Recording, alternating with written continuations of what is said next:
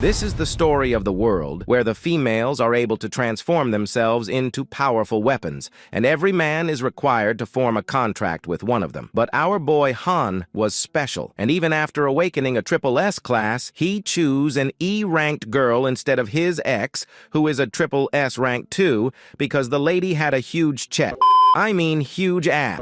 Fuck this shit. Adam is currently on standby due to his dirty mind, but if you all want him back, do subscribe and leave a comment. Anyways, the limit of having one woman does not apply to Han, and when our boy realized this, he decided to finally end his loser virgin life, going on a journey to find 10 females who had even bigger chests and can transform into the ancient divine weapons, helping Han in becoming the most powerful being of the world.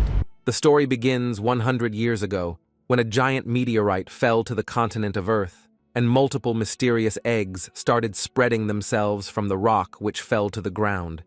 And the doom of humanity started just then, because the eggs carried multiple insect hordes, which waged a fierce battle against the species.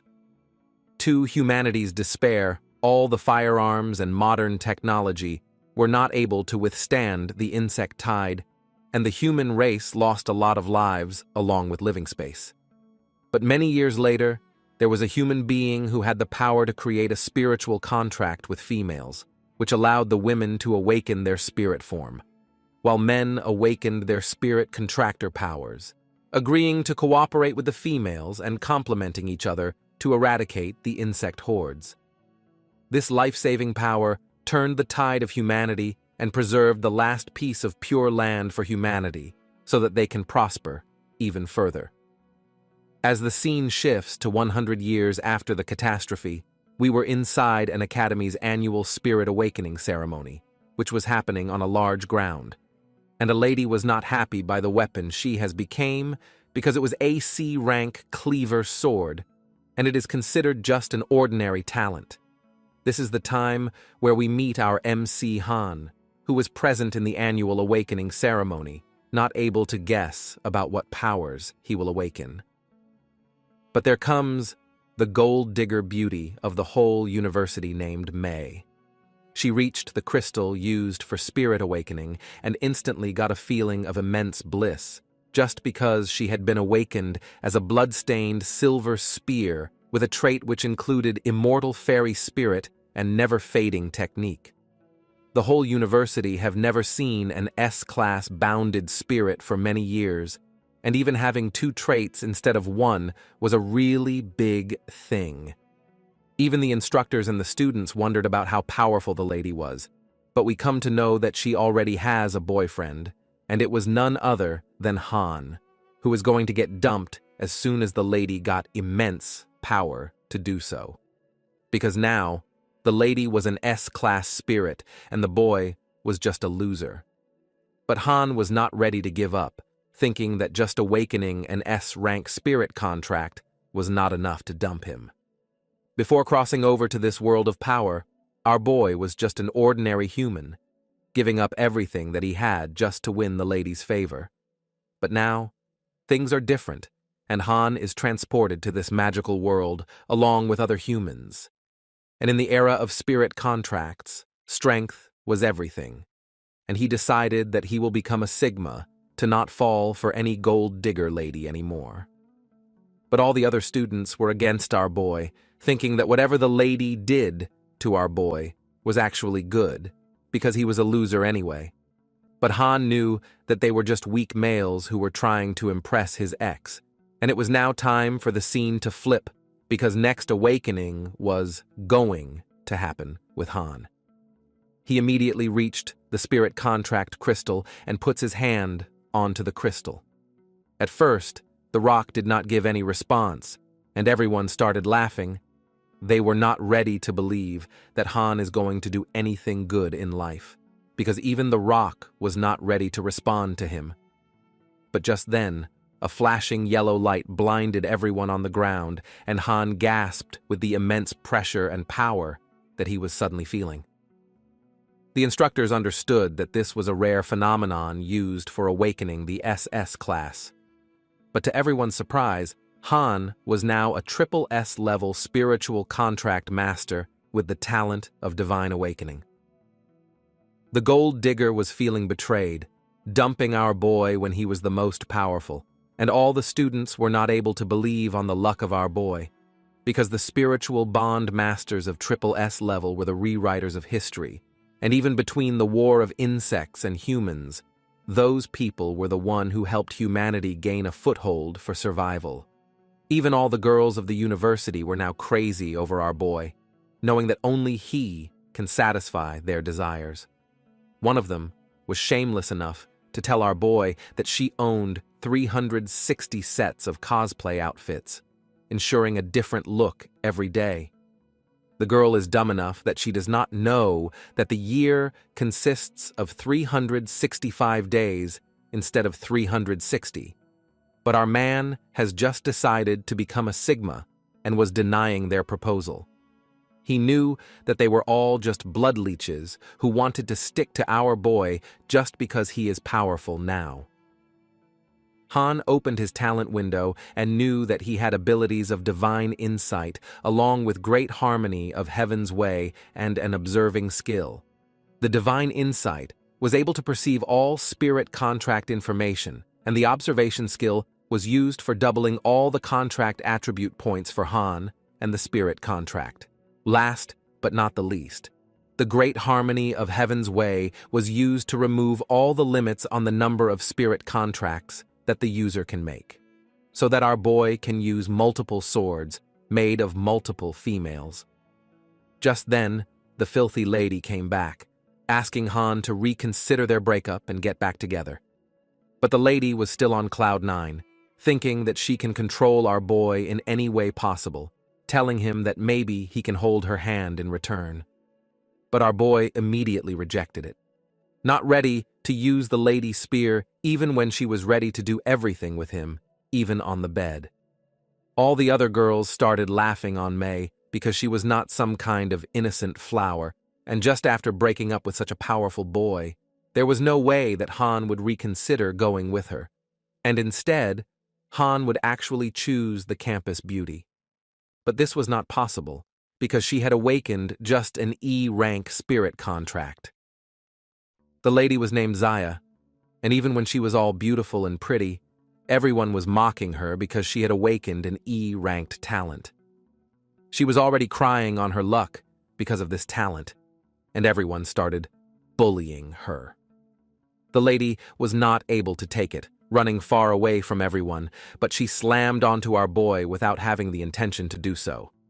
Han immediately caught the lady in the hero style, showing us the potential of a future waifu. He scanned the lady, coming to know that she was an E-ranked spirit contract with divinity powers which are still not awakened. But Han was shocked when he came to know that the lady was having the transformed form of a Fuxi Quinn, which is an ancient divine weapon. Even when it was only E-rank, the weapon was actually powerful musical instrument, and all the students are actually just dumb idiots for bullying her. The man started patting the lady over her head, asking her if she would like to join him and become his exclusive spirit contract. It was as if all the ladies caught fire on this proposal, and Mei was not able to believe that she was being left by Han for an E-ranked spirit. But suddenly, a stern but heavy voice echoed through the ground, and we see that it was the principal of the academy who disagreed to this decision of our boy, telling him that he must form a contract with a higher-level lady, because forming a contract was not something which should be done so carelessly. Our boy was actually the future of the continent after awakening the SSS-ranked talent, and he is the only one who can do something substantial and reclaim the lost lands for humanity. Zaya started crying once again while looking at our boy, telling him that the principal is right and there is no way that an E-ranked summon can help him in any way. But suddenly, another stupid man came behind. He was the guardian of the city and the godfather of the gold digger lady. He was not ready to accept that Han was not accepting his goddaughter. He immediately grabbed the collar of Han, ready to beat him without thinking twice. But just when the man was going to attack, the principal immediately caught him, telling him that he should not lay a hand on the top student of the academy, or the higher-ups would really not leave him alive. The Godfather told Han that he would only be left alone when he forms a contract with Zaya, who is a worthless E-class spirit. But it was actually a great opportunity for Han, and he immediately agreed to make the campus beauty his own. Even when the lady was constantly apologizing for causing trouble for Han, our boy was just happy, finally starting to form a spirit contract. Golden chains started materializing from a portal below the ground, and Han used his divine insight and upgraded the lady's potential to a straight-up triple S class from the E class. As soon as the contract was finished, even Han was shocked by such a powerful triple S class contract, because his main recovery, strength, and support points are greatly increased due to the all-rounder musical weapon. This was the true power of the campus beauty, who was now a triple S grade contracted spirit, and she immediately started jumping and crying while she hugged our boy, thanking him again and again for changing her life. The scene shifts, and we see that the Godfather was actually being manipulated by the gold digger. He told the lady that as Han had already contracted with an E-grade spirit and his talent is ruined, now all that is left is to make his life difficult in the city. The man had already arranged everything for the next day's spirit contract master assessment, and May is going to be on the top of it, but the man really wanted to have the lady repay him in kind. We come to know that the man was just a pervert, and the lady is actually even more shameless than a normal gold digger, calling him out onto their usual spot so that she can fulfill all the desires of the man.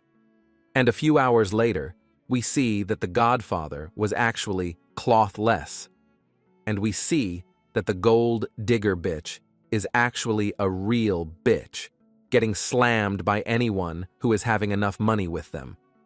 The man was just a self-centric, egoistic brat asking the lady again and again about how good he was and wanting more money.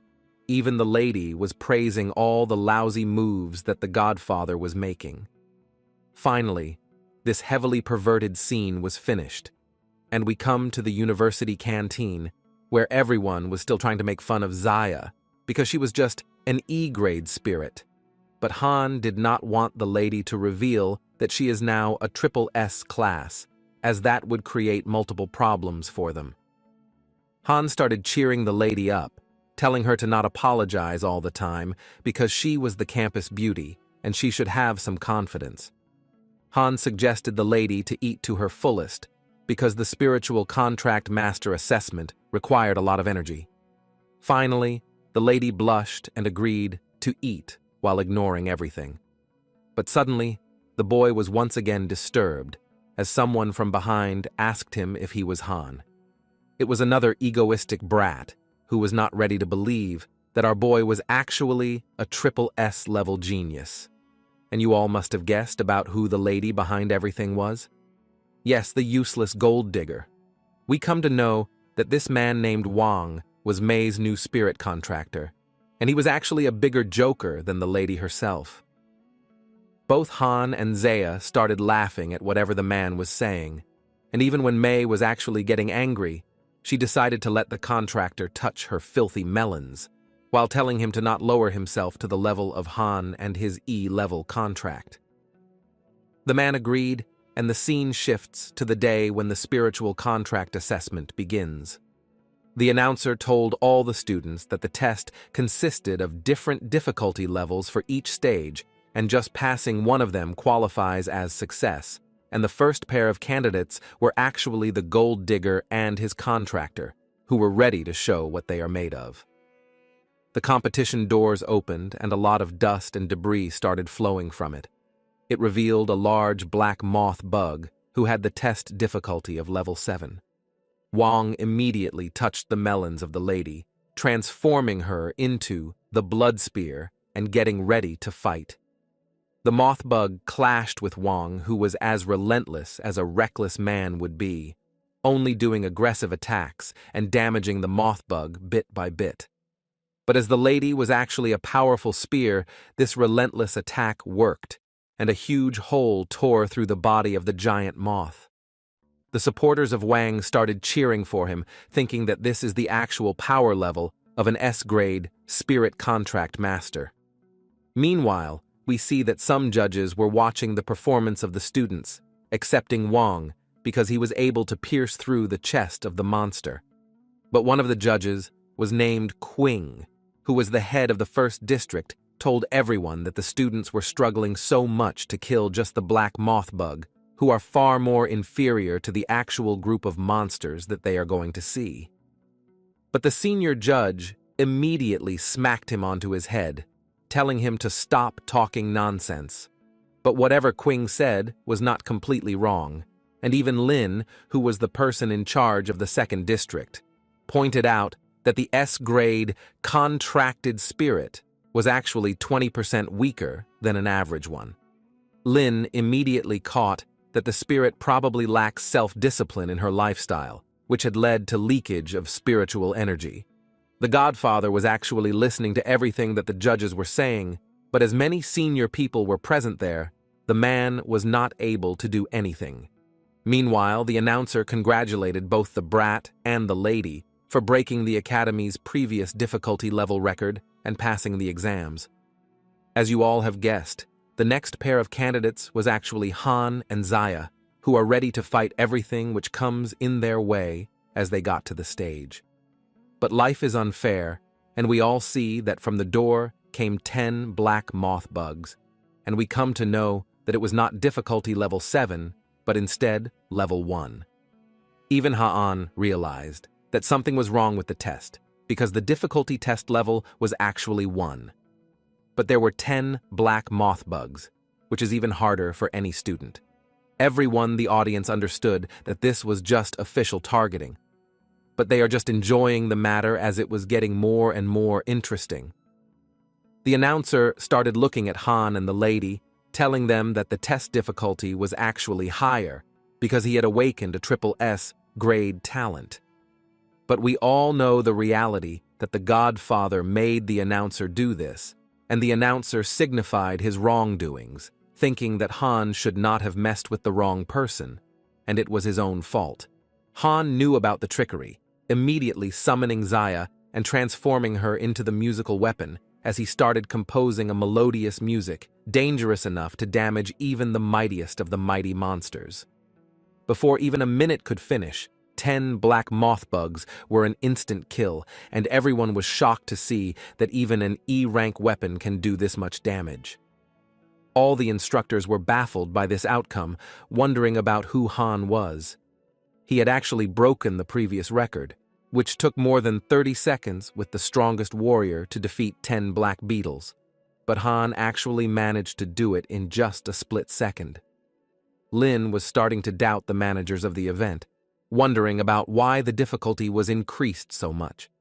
Knowing that the man is screwed, the Godfather started buttering Lin without even being asked for an explanation.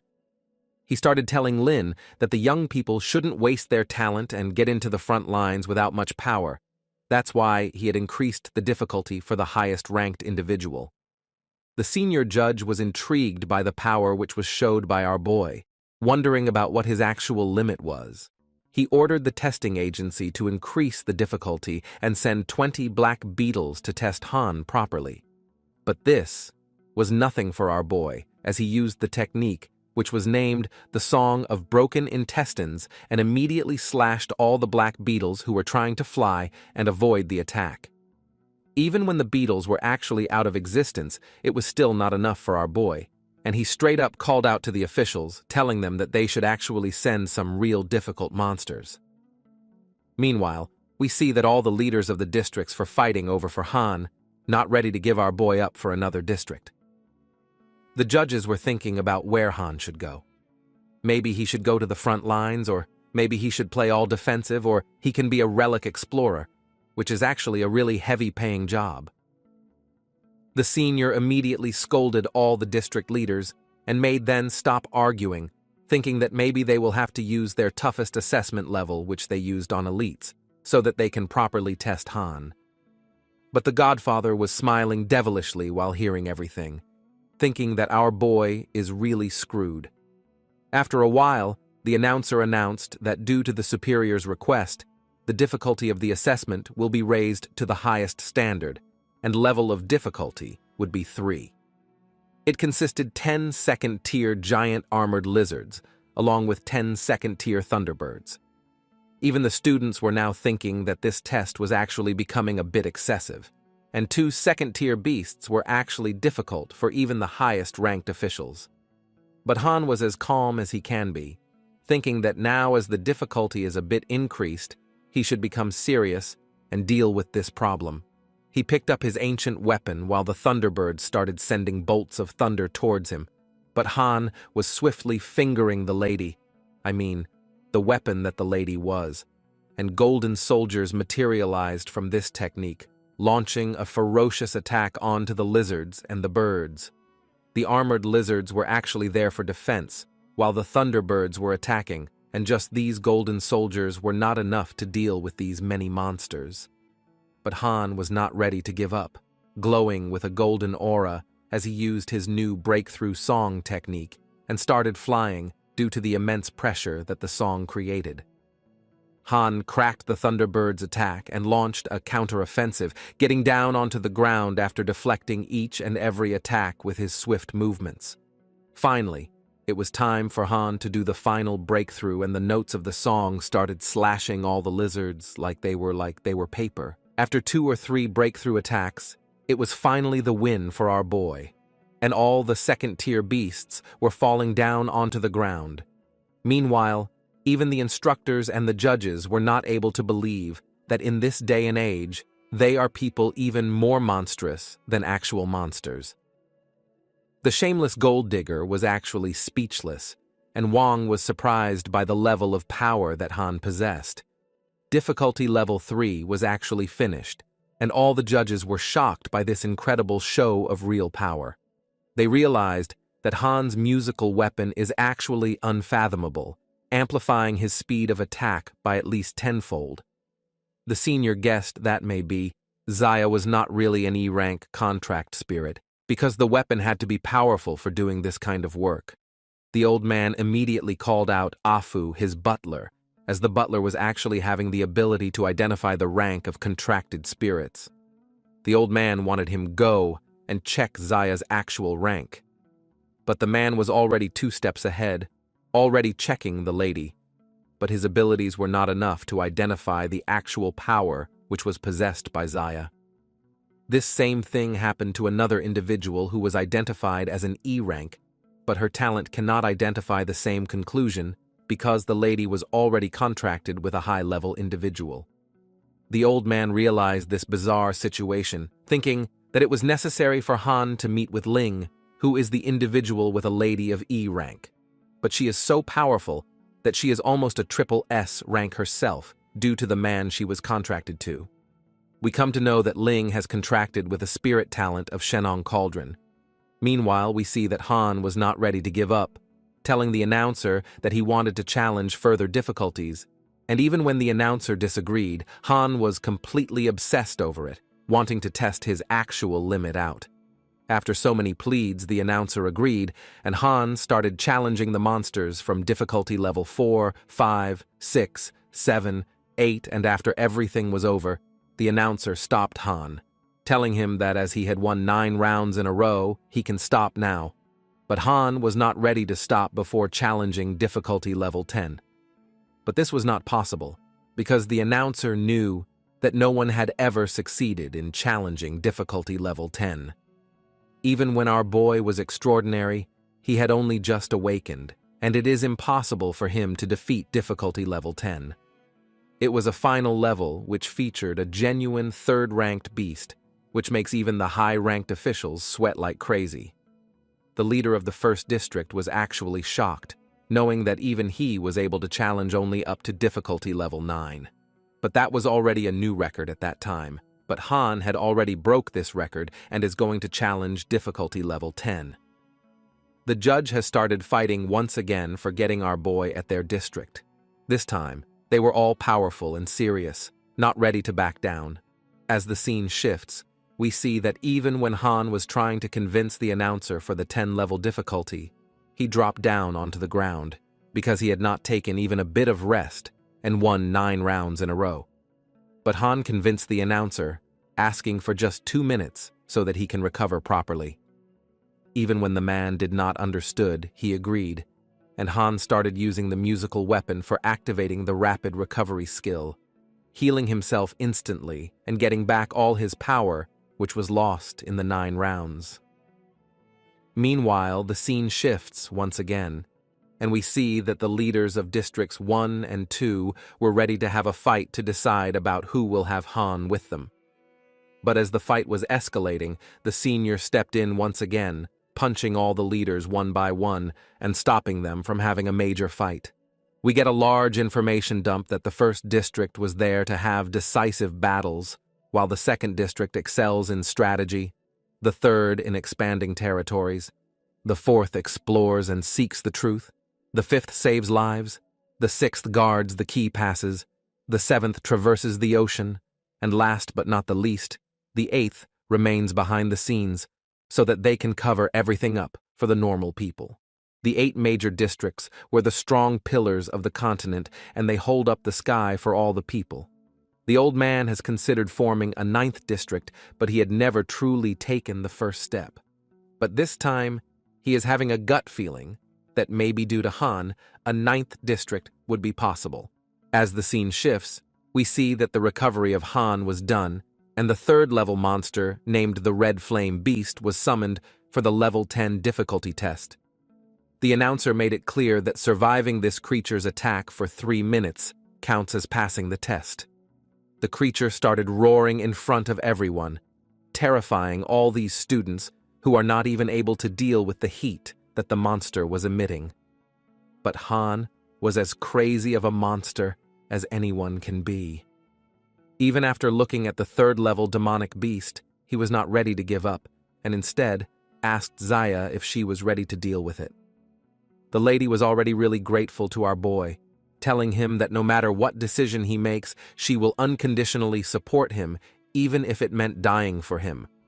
Finally, Han started running towards the beast while screaming that as a spiritual master, he is not there just to survive the attacks, but instead deal with the 3rd level beast and completely defeat him. Our boy started swiftly dodging all the fireball attacks that the beast was throwing at him. The monster was finally a bit tired from all his relentless attacks, and Han used this opportunity and started using his musical weapon to activate the 1,000 miles of joy wind technique. As fire is weak against the winds, Han summoned the wind to come and form a great tornado, which even exposed the announcer as his wig flew off and his shiny head was exposed. Even all the sexy ladies were catching their skirts because the wind was too much for them. But Han was not stopping this ferocious attack, determined to defeat the monster no matter what it takes. Even the flame beast monster was not able to keep its fire lit up, and the tornado took all its fire and extinguished it, obliterating the existence of this once ferocious and dangerous being. Finally, the storm died down, and even before 3 minutes have actually passed, Han had defeated the 3rd level demonic beast, setting up a new record that might never be broken once again in history. Even the gold digger was now speechless, thinking that she should have really not broken up with our boy before he was awakened. She was frustrated that her ex had already stole the spotlight that belonged to her and her spiritual contract master. But no matter how powerful he was, Han is also actually a human, and forcefully performing a high-level technique, without much preparation, had a severe backlash onto his body. He started falling down onto the ground, but just then he was teleported into a serene place, which was white from everywhere. A strange voice came from behind our boy, congratulating him for passing the test, telling him that now he had entered the 2nd test space. Han turned around, asking the mysterious voice about who he was, and we come to know that he was the 2nd district leader, Lin, who was the person in charge of the 2nd battle zone. Lin started asking questions to our boy about who will achieve the final victory in the battle of insects and humanity. Our boy was as determined as anyone can be, telling the leader that humanity can never lose. Lin asked the next question about what Han was fighting for as a spiritual contract master, and our boy replied diligently that he was fighting to prevent the insects from ravaging their homeland, so that the human race can live in peace and prosperity. Even Lin started clapping after all these sincere answers as he introduced our boy with the senior old man, who straight up asked Han if he was willing to become the old man's disciple. We come to know that the old man was named Li Shen, and he was the master of the Li family, who is the most powerful family in the whole continent. The family was famous by their lineage through hundreds of years ago, when 3 major Zerg emperors joined forces to overthrow the humanity continent. But at that crucial moment, Li Shen was the one who fought the 3 Zerg emperors, killing them and saving humanity from obliteration once again. Han was really happy by getting an offer of becoming a disciple of such a great person. Without wasting any more time, Han greeted Li as his master, and the disciple-teacher relationship was finally formed. But since Li came to Han in a hurry, he did not have anything to give to his new disciple. So he took out his ring, which was made from the bones of the 19th stage Zerg Emperor. It was nothing fancy, but it had an unlimited storage space. As Han did not have any inventory to store his stuff and loot, he was happy with this ring, because it was containing a terrifying ferocity and an overwhelming aura. Han started wondering about how strong the 9th stage Zerg Emperor actually was before his death by the hands of Li Shen. The old man told Han that the ring can intimidate lower-level insects, but against the stronger ones, it will make them more aggressive. The old man even gave the option to our boy that he can choose to not wear the ring regularly. But Han impressed the man by telling him that he would wear the ring even at the time of sleeping. The master was impressed, sarcastically telling our boy that he was not like some cowards who are too scared to wear the ring that they were given by their masters. And finally, as the deal was done, Li Shen invited both Han and Zaya for a big meal. As the scene shifts, we come to the deep blue hot pot restaurant, where we see that Han and the old man was sitting along with Zaya and the other district leaders. Every one of them introduced themselves, and we come to know that the district leaders of the 2nd, 3rd, 4th, and 5th district were present on the table, while they were eating the delicious food which was served to them. Han and Zaya got up from their seats and greeted all the district leaders, as they told our boy that some of the leaders were not able to make it because the 6th leader was guarding the border and the 7th leader was exploring overseas. But just then, a mysterious shadow appeared behind our boy, and he was introduced as the 8th district leader. The mysterious man immediately pulled out a card from his pocket, giving it to Han, telling him that it was his number. The man was ready to help our boy if he ever encountered any kind of danger. But Han will only get to use this number once, so he should actually be careful. Ignoring the seriousness that the 8th leader had, Han was rather impressed by his unique personality. Back to the other leaders, Lin gifted our boy a large package, which was specially crafted by every district leader. And inside, Han can find martial art techniques, battle robes, and other useful items which would help him level up. Han was happy after getting this gift, thanking everyone.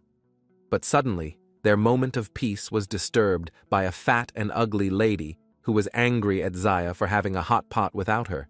Zaya was surprised to see her ugly aunt, who always tortures her.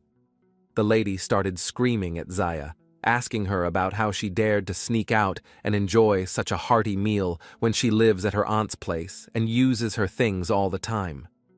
The old woman was so angry that she almost slapped the girl for talking back. But Han immediately caught the hands of the ugly lady, moving it away from the precious girl. But the hag was such a disgusting person that she thought that our boy had actually tricked Zaya and had done wrong things with her. According to her, she had raised Zaya for all these years, so she deserves some kind of compensation. Hearing such foul words come out from the mouth of the ugly lady, even Zaya was not able to hold herself back. But the old woman was actually not ready to listen. telling the girl that some uncle from the 4th district was actually having connections with the lady, and she would make living a peaceful life hell for Zaya. But the 4th district leader himself was listening to what the lady was flaunting about. The lady was so arrogant and disgusting that she started abusing and blaming the 4th leader himself, and she even called out to Li Shen, calling him an old geezer who is really incompetent. She thought that maybe he was the grandfather of our boy and told him that if they wanted Zaya, they would have to give the lady a large amount of gold, along with a house and a car, and everything should be in the name of the lady so that no one can claim it from her. She started threatening the old man, telling him that they had relatives in the 3rd, 4th, and 5th battle zones, and if the old man would not give the lady whatever she wanted, then she will extort it from Han and Li. But this much blabbering was enough for today, and even Li was now angry, calling out to all the leaders and telling them to make up the call to the higher-ups. All the leaders were now in a panic state, calling their higher officials and telling them to take care of the lady. But she was so confident on her flaunting that she was still not giving up, telling them that she had plenty of connections and can use it against them if she wanted. But suddenly, the phone of the old hag started ringing, and as she immediately picked up her phone, we come to know that it was from her relatives who were cutting their ties from the filthy lady, telling her that their families were now done with each other. The hag started glaring at the old man, but he calmly told the lady that as her whole power was in her connections, Li had decided to cut them all so that the lady would not mess with Han and Zaya anymore. It was as if her whole life was flipped, because now the hag was powerless. But even when the security wanted her to get out of the restaurant, she started doing a commotion, blaming everyone for harassing her and trying to push her to death. But as it was too much to bear, someone from the leaders immediately made the lady unconscious by his heavy impact. After all this commotion was finished, Zaya started apologizing to the old man, thinking that it was all her fault. But the old man consoled the lady, telling her that from now on, both Han and the district leaders were her family, and she should come and live with the old man along with Han. Finally, the old man sat down and offered Han and the lady some of the delicious food. And when Han asked his master about where he belongs in the team, the old man replied with a "I don't know yet" attitude. He told Han that everyone had their own path, and no one can be certain of another's future. Knowing that this was actually true, Han asked the old man about why the wives of the district leaders have not joined them in this feast. But Lin abruptly counter-questioned Han, if both Zaya and Han have already slept together or not. Han was immediately flustered, telling them to not get the wrong idea. But Lin started explaining that after having an intimate relation, a spirit master can gain a certain degree of replication ability, and as the spirit companions have 2 forms of material and human, the spirits take the human form and can hold position for the spirit master. After this explanation, Han realized that the spirit masters and spirit companions can fight as one or separately, but for that, they will have to be sleeping together and have a fun night. But Lin finally asked our boy a question which he was really curious of. Was Zaya actually an E-ranked spirit? And to this, Han immediately told him that even when Zaya was an E rank initially, it was due to Han's special ability that he awakened her divinity and became a SSS rank. Even when outsiders were thinking that Han randomly chose his spirit companion. It was completely opposite, and he was choosing the lady who had divinity in her, so that he can level her up. Han was thinking that besides Zaya, there were still 9 other ancient artifacts among the top 10, and our boy can control all of them. Realizing how dangerous it can be, Li immediately told Han that he should not tell anyone else about his secret talent. He ordered Lin that whenever he got back to the database, he should make all the information about Han and Zaya confidential to even the higher-ups, and even they would not have access to it. All the important stuff was now finally over, and the district leader started informing Li that they have won 19 consecutive battles against the insect race and reclaimed 6 lost territories, expanding the total livable area of humans by 20%. Realizing that it was all good news, The old man stood up and did a cheers with all the leaders and our boy. As the scene shifts to the night, we see that Han and Zaya were welcomed inside the house of the old man, wondering if he was drunk. But Lee smiled, telling them to not worry about him and check out their new home first. Han was mesmerized by this huge house that Lee had in the Blue City. But we come to know that this was not Lee's house, but it was his wife's. Han wondered about why the old man's wife was not there with them.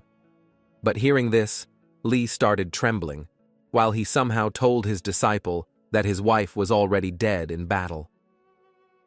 The world was only remembering the old man from the Lee family, but for turning the tide and killing the 3 insect emperors, his wife had the major role.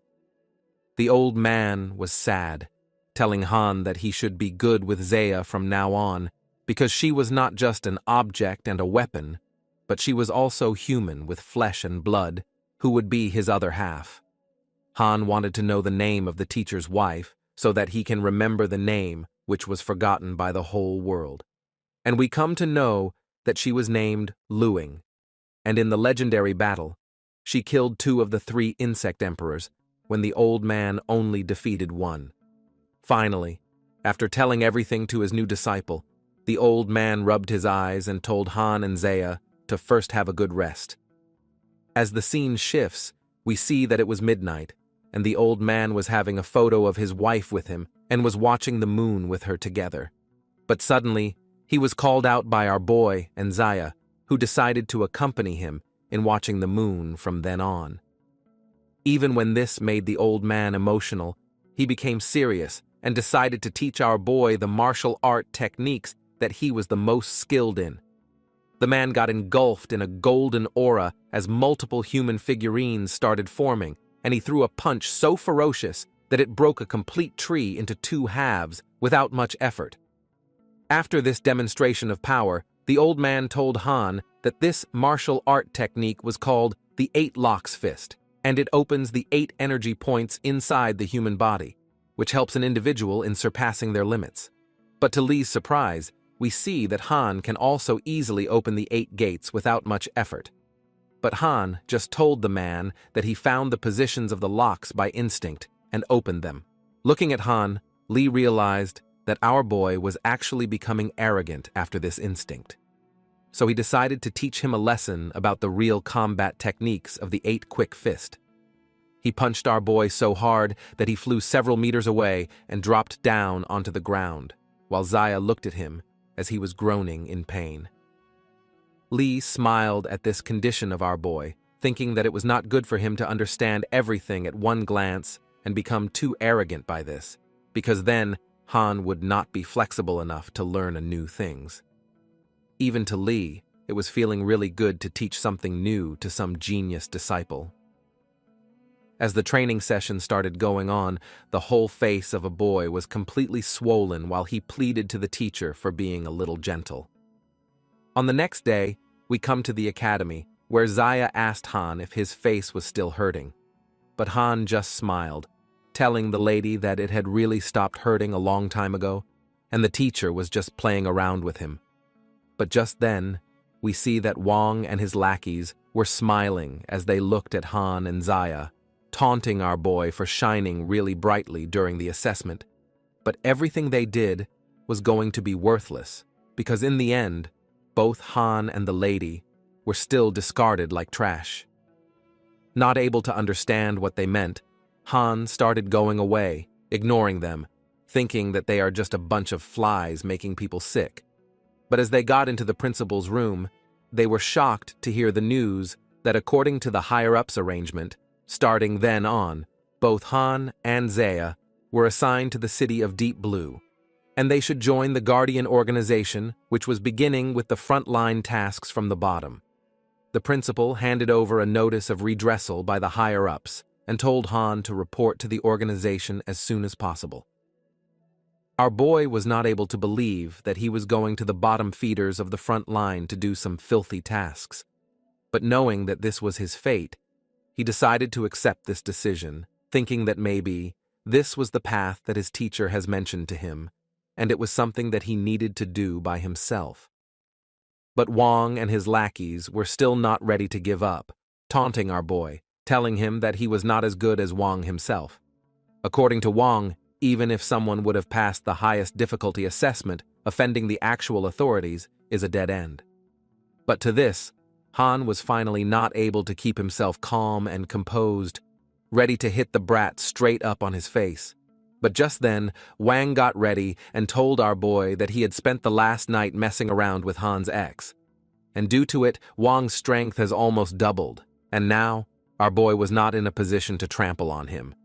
But Han was not even paying attention to what the bully was saying, telling him that humiliating him today was our boy's only task, because it was important to settle the old scores. Both Han and Wang clashed with each other and threw their fists onto one another.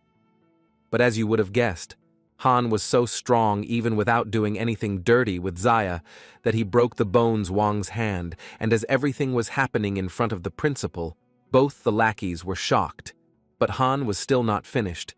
He immediately got closer to the brat, punching him straight up onto his face, making him fly several meters away and slamming down onto the ground. After Wang was unconscious, Han started going away along with the lady, telling her that she should not feel pity for someone who actually deserved their condition.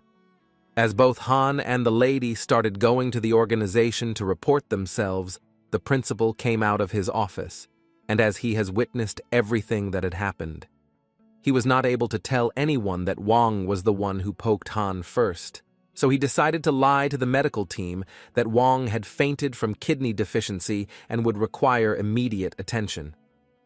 As the scene shifts, we see that Han was present at the organization, telling the receptionist, who was busy playing some gacha games, that he was there to join the organization.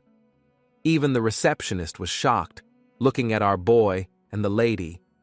But as soon as he realized who Han was, he straight up told of a boy that the vice captain of their team had specifically ordered the receptionist to make things really difficult for both of them. Finally, he started typing rapidly onto his keyboard, telling Han that his files have been entered and he'd been assigned to Team 0527. This new team was going to be led under our boy, making him the new team leader. We come to know that in the Guardian organization, each city has a first team which was responsible for overseeing other Guardians, and the others were numbered according to their jurisdiction, belonging to different teams. Finally, the receptionist informed Han that the office of Team 527 was located on the left. But as soon as our boy entered the office, he was stunned to see the filthiness which accompanied his new team. A girl in questionable clothing was actually wanting to know about what such a teenage boy was doing there. But our boy introduced himself as the team leader, and one of the man who was drunk like there's no tomorrow refused to agree that such a young boy was actually their team leader. He wanted Han to get lost and play captain somewhere else, but Zaya was not ready to listen to any kind of insult of our boy. The man saw this opportunity and became as shameless as he can be, asking Zaya out and wanting to know if she would like to have some fun. But just then, Han did something which made it clear to the man that Zaya was only his to claim. Han threw such a ferocious punch straight onto the face of the man, which made him see all his forefathers and ancestors. The man was finally up and running after the punch, getting sober in just an instant. We come to know that the man was named Fan, and the lady was called Hong, and she told the man to continue to take care of the leader while she was going on for some rest. But the man was not ready to do so, telling the lady that he was still short of some money for drinking. Hearing this, the lady immediately ignored the man, slamming the door shut and getting away.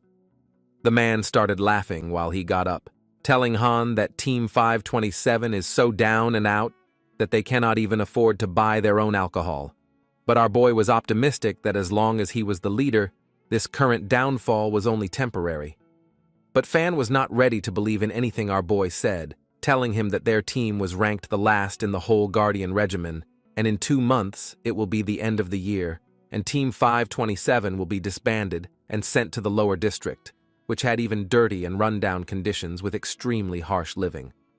The man suggested that if Han and the lady did not want to die in the lower district, they should get out of the team quickly. Han realized that it was the godfather Brat Zhao who was trying really hard to send our boy to the lower district, so that he can perish. But Zaya was not ready to let it happen, suggesting Han that they should leave immediately. But even our boy knew that running away from problems will only make him accustomed to being a coward. And besides, even if he joined another team, Godfather Zhao would not let him off the hook. Rather than that, he decided to stay and transform the current team, turning it into the number 1, which would actually ruin the plan of the Godfather. Han had a plan in his mind and got to Hong's room, asking her if she was really going to sit and wait for death. We come to know that the lady's actual name was not Hong, but Bai. She was completely shocked and wanted to know about how Han can see through her lies, because the lady was an A-grade contract spirit who was capable of changing her appearance, body shape, and height realistically, which helps her in lying to people convincingly. Han started smiling while introducing himself, telling the lady that it was just a small demo of his abilities.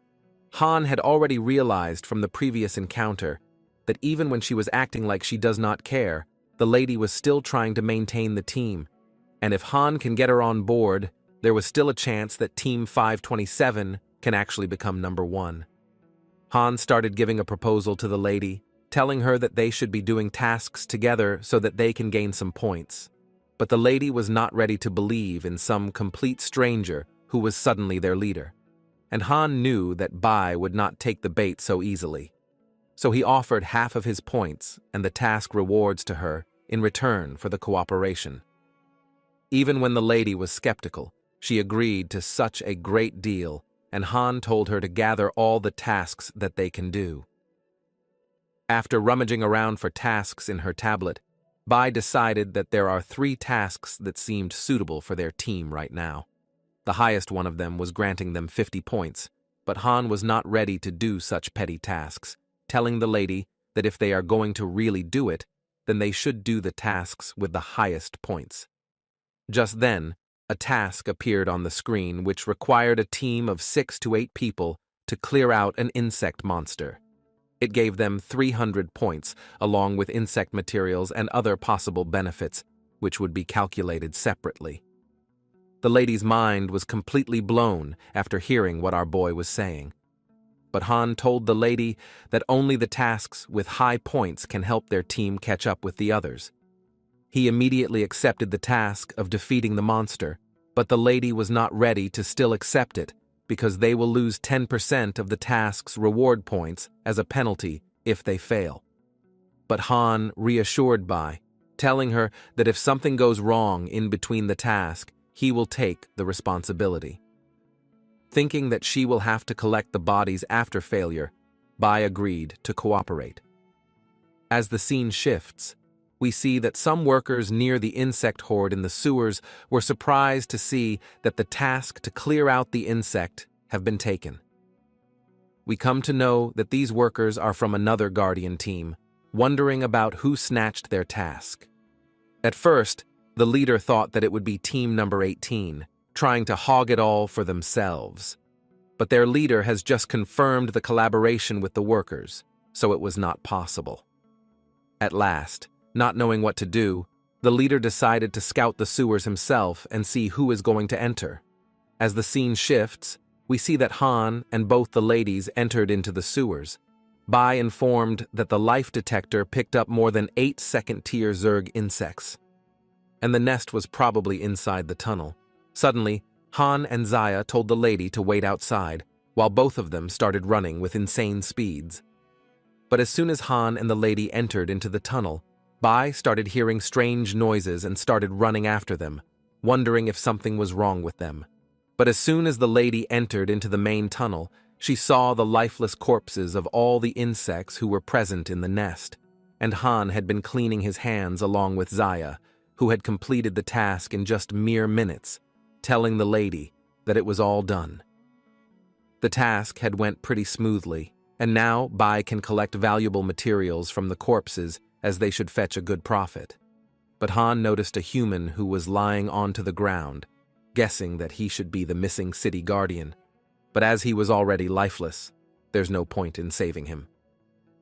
But this was not the point of concern for Bai, and she was constantly wondering about who this person actually was and how he was able to easily defeat such terrifying second-tier insects. After just an hour, the actual team who was supposed to take the mission entered into the sewers and was looking at the corpses, realizing that there were not 8, but 10 second-tier insects in total, which was 2 more than the actual information, and all of them were killed in one single strike. As soon as the captain of the team looked at his tablet, he was baffled to see that the extermination task was already completed. As the scene shifts, we come to the deputy office, where Godfather Zhao was sitting, and the receptionist was telling him that Team 527 has completed 2 tasks, and now their points have risen to 350. Hearing this, Zhao was completely baffled, scolding the receptionist for not doing his task properly. He was obsessed to make the life of Han a living hell and ordered the receptionist to tell all the other Guardian teams to take all the tasks in Deep Blue City and don't leave even a single one so that Han cannot progress anymore. The scene shifts back to Li's house, where the old man asked Han if he was having a conflict with Zhao. The man wanted to know if our boy needed some kind of help, but Han immediately disagreed, telling him that even when the Guardians had the duty to protect the city, the main people who are running the organization has now become corrupt. And it was such a sad thing. The old man started explaining that any organization which becomes bigger will encounter various problems. And over the years, humanity was busy dealing with many kinds of disasters, but the actual roots have been completely corrupted. The old man told Han that in this condition, our boy should become the fire which burns the root down and let it be reborn, so that he can change the system and make it just like how it should be once again. Understanding what the teacher wanted to say, Han asked him about how he would be able to break through the 8th level of 8 quick fist technique, and the teacher explained that Han would really have to struggle between the cycle of life and death if he wanted to reach the next stage. After having a nice and hearty meal, Han laid down onto his bed, resting for a while. But suddenly, Zaya came into his room, asking him if she can sleep on his bed tonight. At first, Han was all flustered, not able to understand why the lady was persisting to sleep with him when the villa was actually so big and spacious. But then he came to know that the old man has locked all the other rooms, and there was nowhere left for the lady to go. Just then, Han decided that he should sleep on the floor so that the lady can sleep properly. But Zaya started screaming, telling Han that they should sleep on the bed. Even when it was a bit inappropriate, but even when you all are waiting for naughty things to happen, Han and Zaya are too innocent, and they slept like 2 children who are really tired after playing for the whole day. It was the next day, and as Han was opening the doors of the office, he decided to find some new tasks. But as soon as both people entered into the office, they saw that both Bai and Fan were respectfully greeting our boy, telling him that they came to know that Han was the newly promoted SSS Spirit Contract Master in the Deep Blue City, who was the strongest rookie in the Spirit Contract Master assessment, instantly killing the 2nd-tier insects and dueling the 3rd-tier insect. He was the most talented Spirit Contract Master in history, and it was the fault of Fan and the lady who were not able to see how strong Han actually was. Bai started apologizing for all the offenses she did, while telling our boy that sending a genius like him to the Guardian Regiment was a waste of talent. Han smiled at this remark, telling the lady that mediocre people are shaped by their environment. But Han is ready to change the entire environment so that everyone can prosper.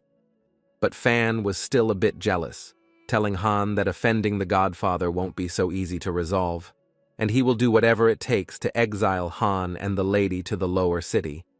And the first step to that was taking all the tasks in the Blue City and not leaving a single one to Han and his team. But just then, it was as if a thunderbolt struck into the mind of our boy, and he got an idea, telling the lady that they should try changing their permanent base to another city, so that they can access the tasks of that city instead of the Deep Blue. Even the lady was shocked by saying that the tasks of any other city wasn't taken, but there was still a big problem left. Even when they can take tasks across the cities, that also meant that they will have to travel to different cities and complete them. But this was not at all easy, because the road out of the city was full of high-tier insects, and the journey was not at all true. But as there was no choice left for them, Han and his team decided to do it anyway and started traveling to another city. They were traveling inside a minivan while they encountered multiple first-tier insects, which included a species named the dead ash fly. This species operates in swarms, and the larger the swarm becomes, the more destructive and lethal the group is. Meanwhile, we see that Fan was having nothing to do and was completely drunk, getting excited and thrilled after looking at such a large number of the dead ash fly. He was so drunk that he straight up told Han to charge at them and destroy them all. Meanwhile, Bai told Han that there was a caravan which was being chased by the fly storm. The lady wanted to know if they should go over there and save them, and Han agreed to this proposal, ordering the lady to turn to the right and give full throttle to the car. As Fan was completely drunk and excited, he got slammed onto the outside of the car, but he was still not ready to give up, getting excited by all the thrill and adrenaline that he was getting from it. Inside the caravan, there was a beautiful lady named Shang sitting, and her butler told the lady that the speed of the vehicle cannot be increased any further, and they will be caught in less than 5 minutes by the insects. The butler knew that the reinforcements won't be able to make it in time, so he ordered all the other soldiers to execute the sacrifice plan, which was meant for dire emergencies. Even when the lady started screaming and told everyone to not do it, the soldiers were ready to sacrifice themselves to protect such a great lady. They started getting out of their vehicles, firing at the dead ash fly storm. But as modern technology is useless against the insects, the whole defense mechanism failed immediately, and all of them were now the prey for the insect swarm. Shang started crying while the butler told her that the soldiers died in honor of protecting her, and there was no need for her to feel guilty. But as the lady turned around and saw the storm, she saw that Han was coming with insane speeds from behind, dealing lethal blows to the insect storm. After multiple attacks from his musical weapon, Han was finally able to disperse the storm and finish the existence of the insects. Even the butler was shocked by someone of this caliber who was hunting the flying insects. But just then, we see that the storm released multiple spikes from its eye, and Fan came in front of Han so that he can protect our boy. Multiple poisonous shards penetrated the body of the man as he slammed down onto the truck, still smiling and thinking that it was really exciting and thrilling. But Han was actually worried for Fan, telling him that these needles were poisonous and they can take someone's life in seconds.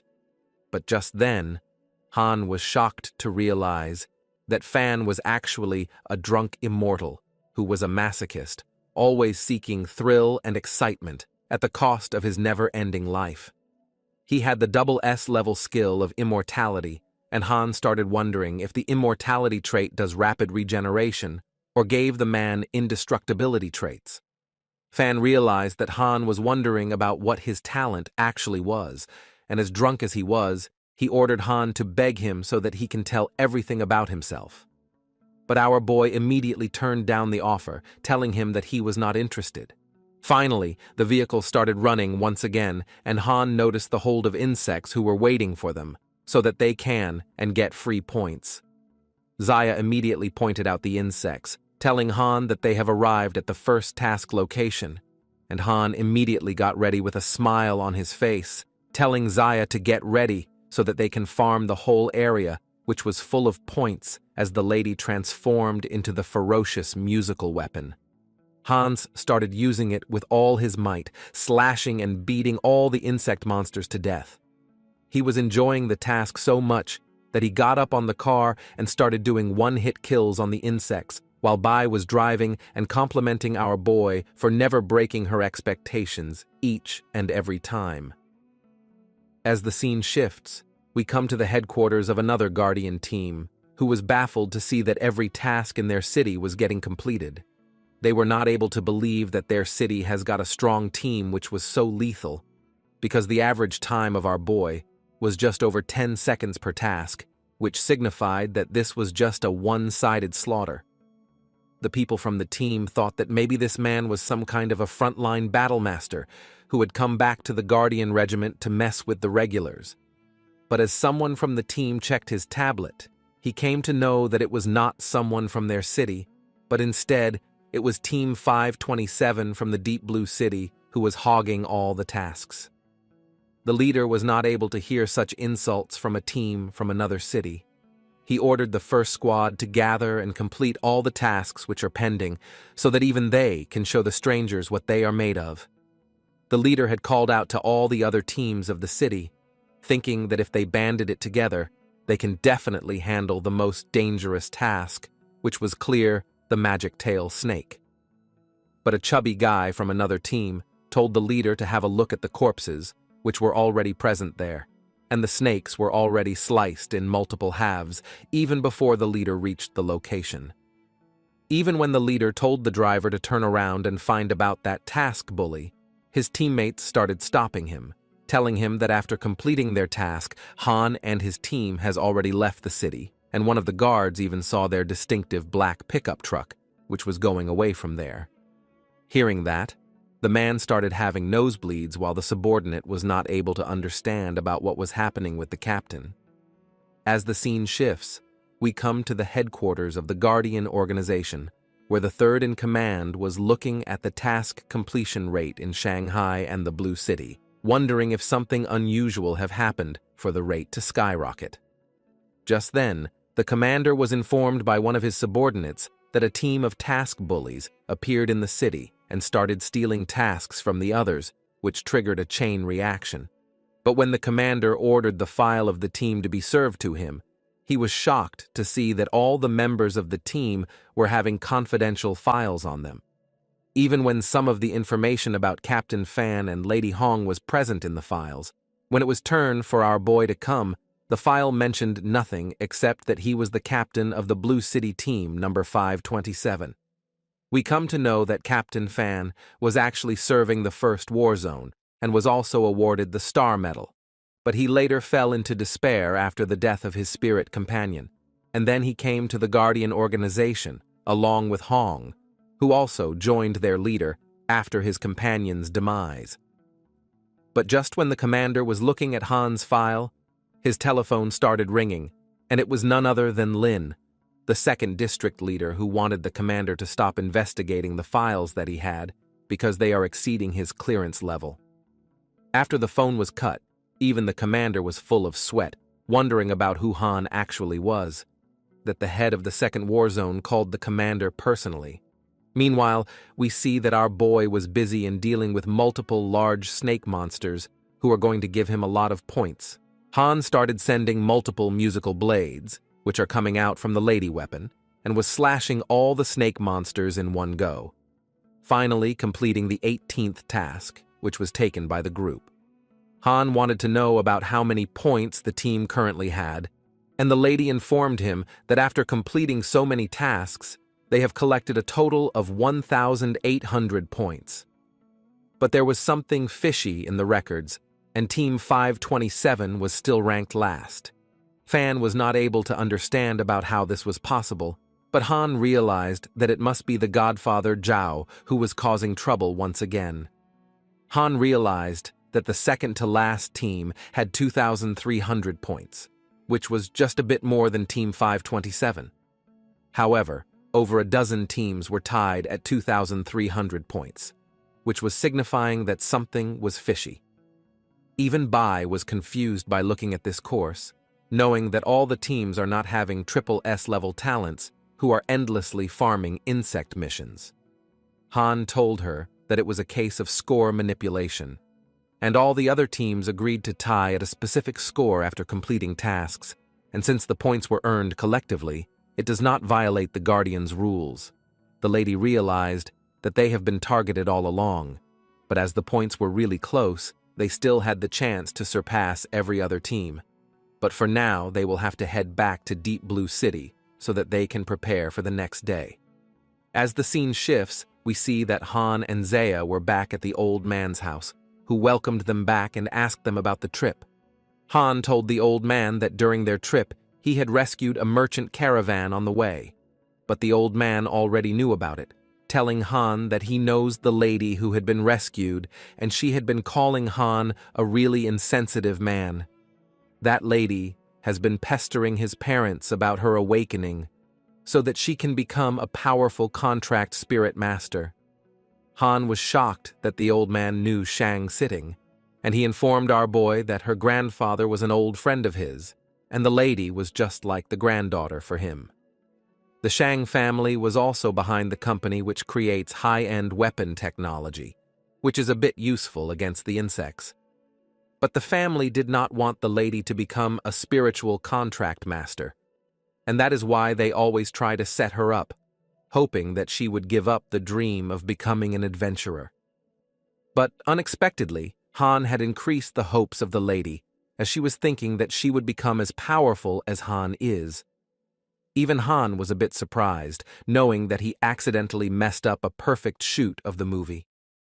But the old man told him to not worry at all, because the goods that the caravan was transporting were actually meant for Han and the lady, and the suitcase contained breakthrough elixirs, which can enhance strength, speed, reaction time, and defense, along with one's innate talent.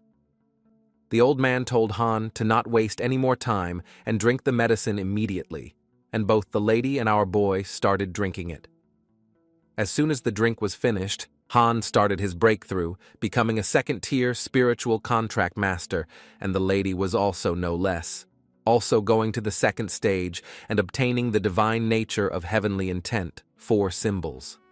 Han understood that Zaya had gained new divine nature after the breakthrough, and it contracted her with the 4 heavenly phenomena of wind, fire, thunder, and lightning. Due to which, Han has also learned 2 new techniques, which included the spring's wildfire and 6 continuous thunder shots. After the whole breakthrough thing was finished, all the dust and smoke was cleared, while Han started feeling a new surge of energy inside him, realizing that he did not only level up, but also gained even more techniques. Meanwhile, even the lady was surprised by all the new strength she got. After that, Han suddenly got a call from Bai, who told our boy that there was a red alert task which was just now dropped off for the Guardians to take. There are many insect wanderers which are spotted near Deep Blue City, and dispatch teams were needed for immediate annihilation of the threat.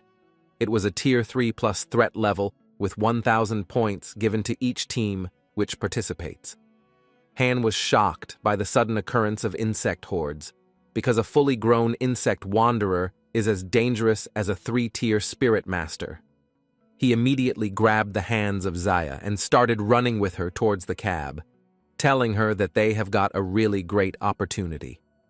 Just then, the butler of the old man came from behind, telling him that he had found Miss Ling, but she refuses to return and see the old man. Li asked him about where she was, and we come to know that she was in Shanghai City. As the scene shifts, we see that both Fan and Bai were waiting for their captain to arrive. Han immediately ordered the team to get ready for their dispatch at the location. Even when the lady was having second thoughts about the mission, Han made her remember that it was a red alert, which meant that if they did not eliminate the Wanderers and it fully matures, then it could destroy the entire Blue Deep City, and then no one would be left for them to protect. Finally, getting determined once again, the lady was ready to drive her captain along with Fan to the task location. The scene shifts to the area where the insect wanderers have started appearing, and the whole area was covered by the black veil, a thick black substance which covered and isolated the whole area from the outside world, creating its own realm. Anything shrouded by the black veil, regardless of whether it has signs of life, will be accelerated into aging and decay, ultimately leading to its own destruction. Now, the subordinates knew about why, even when the present adventurers were enough to deal with the wanderers, the order was still going on, and many more people were still coming to participate. The captain was waiting for the first batch of cannon fodder to go in and weaken the Wanderers so that they can attack from the outside. And this time, the work of cannon fodder would be done by our boy and his team as they started going inside the Black Veil. This ominous shroud was not having any effect onto Fan due to his immortality technique, but to the others it felt like they were having someone watching over them constantly without revealing themselves. Even Han sensed the presence of insectoids, which was very strong. Invisible spider nets were thrown at our boy and his group, and it seemed like there was some kind of a life force draining out of the human bodies. Just then, Bai explained to everyone that the Black Veil had a capability called life deprivation, which slowly drained all the energy of the living creatures. Fan added to the info that they roughly have half an hour, and if they cannot break the Black Veil from the inside during that time, they will all become nourishment for the Wanderer's growth. But suddenly, the lady noticed a black spare in front of her, and wondered if it was this easy to destroy the sphere and the Black Veil from the inside. But as you all have guessed, it was not really so easy.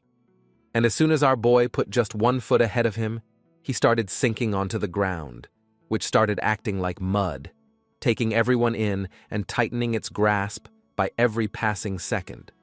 Both Bai and Fan were already trapped, and Han was distanced by them through a giant wall which materialized in front of him.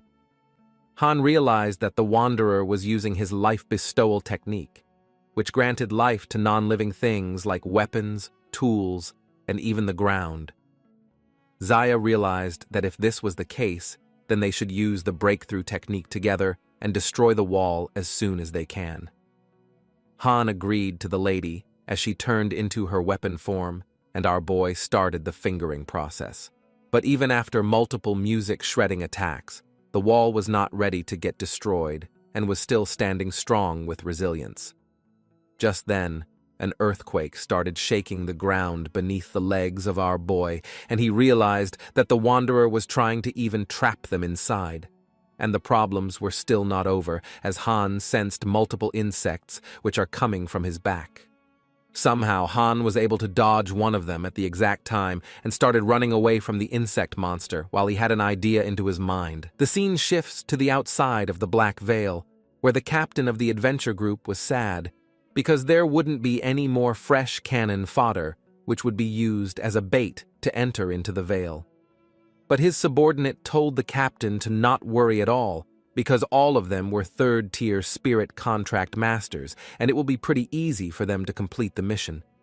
But just then, the ground in the Black Veil started trembling, and as the dust and smoke cleared, everyone saw that their captain suddenly lost his cool and started acting like an actual monster, grabbing the neck of their subordinates and threatening to kill them. Just then, one of the people saw that an insect monster was coming outside the mind of the captain, controlling him at his own might. The scene shifts to inside the trap of the Black Veil, where we see that Fan and Bai were walking together. The man was shocked to see that the insect was such an intelligent creature that he was trying to take the humans down one by one. But Bai was surprised by how full of energy Fan actually was, wondering if he can actually feel the threads which drained his life.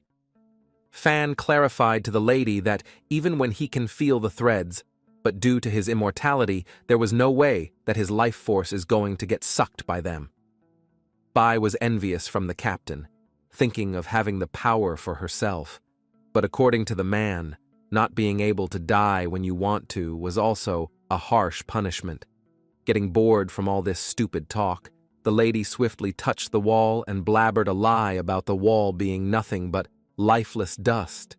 And as soon as the words came out of the lady's mouth, they become the truth, and the wall started crumbling down as if it was dust all along. Fan was not able to understand about how the lady did this, but just then, she was able to spot our boy, who was also fighting with the illusions that the insect wanderer created. The lady started telling Han that she used her trait to dissolve the maze and get out of the trap. But Han saw a huge fist coming to take down both Fan and Bai. But before our boy can even scream at the couple to get out, it was too late. And our boy had to step in to protect his teammates, while he was engulfed with a golden aura slashing the rock arm into two halves, telling the teammates to get away quickly. But things are still not over, and we see that the rocky hand was now transformed into a giant rock golem who was obsessed with the life of Han and the others. Our boy immediately used his musical weapon and started summoning the wind so that he can slash the rock golem away. But this attack did not have any effect on the sturdy creature, and the team members had to dodge its ferocious attacks. Realizing that nothing was affecting the rock golem, Han guessed that they would need to destroy the black sphere body as soon as possible, so that they can actually defeat all the monsters inside the black veil. Fan and Bai were ready to protect our boy from behind, while they told him to go and shatter the sphere into pieces. Finally, it was time for Fan to shine as he used his immortality shield, which can block any kind of attacks for 6 turns. Basically, this man is an immortal meat shield. He turned around while getting smashed by the rock golem, telling his captain to hurry up and find a solution. Han had an idea about what had to do as he summoned the 6 divine guardians of heaven and got ready to finally attack the black sphere. Finally, the 6 divine guardians of heaven materialized themselves and started attacking the rock golem. Fan's immortal shield was almost over, but before the golem can damage him even further, the divine guardian smashed the black sphere with a huge thunderbolt and erased it out of existence. But just when Fan started to celebrate their victory, he was almost attacked from behind. But somehow, Han was able to block the fist which was coming from behind, getting heavily wounded in this attempt, as his chest was now having a hole. As the dust and smoke cleared, we see that it was an adult wandering insect who was not ready to let the humans escape. And even more shocking was the fact that it was the Lady Bai, who used her lies to hide the adult wanderer, and was waiting for the right moment to release the insect and deliver the finishing blow. Han was not able to understand about why Bai was doing this, but he immediately realized that the lady was being mind-controlled by some kind of entity, as she was crying and laughing at the same time, telling them that she just wanted to kill them all. Han immediately realized that Bai was actually in control of a parasite, and this monster was called the Eroding Worm, which casts the silver-white insect shadow into the eye of its victims. This creature was a 4th-tier monster with a terrifying ability called brain erosion, and any creature that has its brain eroded by the worm will be completely taken over by it. And not only that, it has the ability to reproduce asexually and divide, so it is hard for the humans to even make these creatures go instinct. In the history of the whole human continent, a 7th-tier powerhouse was actually eroded by these worms and slaughtered the entire city which he meant to protect, and it took some massive efforts and countless resources from the organization to finally defeat him. But Han was not able to comprehend about why the species which should be completely eradicated by the 1st district was appearing right now. But just then, Fan covered his captain, telling him to escape first. But Han realized that the adult wanderer's black veil has absorbed the newly deceased young wanderer, and its range has expanded tenfold, which meant that the whole team would be killed even before they can reach the edge of the black veil. Han decided to use some other plan and asked Fan to just buy him enough time for one song. He started using his rapid recovery skill so that his wounds can actually heal. The hypnotized Bai understood that it was not good and ordered the adult wanderer to stop him, but Fan came between Han and the lady while using his immortal shield, deflecting the whole attack for once. But suddenly, Fan saw that Bai was behind him, telling him that his immortal body is a fake, and he did not have any kind of immortal body at all. But before the lady could finish her sentence, Fan slammed her onto the head, throwing her several meters away. But just then, the eroding worm left the brain of the lady and started flying towards the man. But even when the insect bit Fan, he grabbed the insect and crushed it into obliteration, and a notification popped up, telling Fan that his immortal technique had only 2 uses remaining. Meanwhile, the adult wanderer started attacking Han from above the ground so that he would not have much time to recover. But Han was ready this time, ordering Zaya to help fan in handling the eroding worm while he will take care of the adult wanderer. The lady dematerialized from his weapon form and got ready to help her teammate, while Han used his 8 gates quick fists and opened the first gate, while telling the wanderer that he did not expect to actually fully use his strength. Han started throwing his 8 gate punches with all his might, but the insect was no less, dodging each and every attack swiftly while complimenting the human for having such fighting strength at a young age. The insect started taking out its lethal weapon from its mouth as he slashed into the air with all his power, sending a purple slash in the way of our boy. But just then, a gauntlet materialized in the hands of Han, and it was able to break through such a powerful slash in just one punch. As the whole slash was obliterated in the air, the insect wanderer started wondering about from where Han got that gauntlet from, because more than a decade ago, a person killed one of their king on the battlefield and got the gauntlet from them. The insect started mocking our boy, telling him that he was not as strong as the man from back then. But Han replied with a comeback that if he was weak, then the insect wanderer was also not the king and could be easily defeated. Han started using the gauntlet to amplify his power, smashing the insect with each and every impact. But the insect was not ready to give up, telling Han that as he had the gauntlet from that person, killing our boy would send the old man in a great depression, and it would make all the monsters feel really excited. Hearing this about his master, the boy got angry at the thought of that, and the insect saw this as an opportunity and thrusted his sword into Han's chest, making him fall down onto the ground. Somehow our boy was able to balance himself before he fell down, knowing that he will have to kill the insect before all of his energy is drained, or he will have no chance of winning. Finally, Han started focusing like crazy, while finally getting the feeling of being between life and death.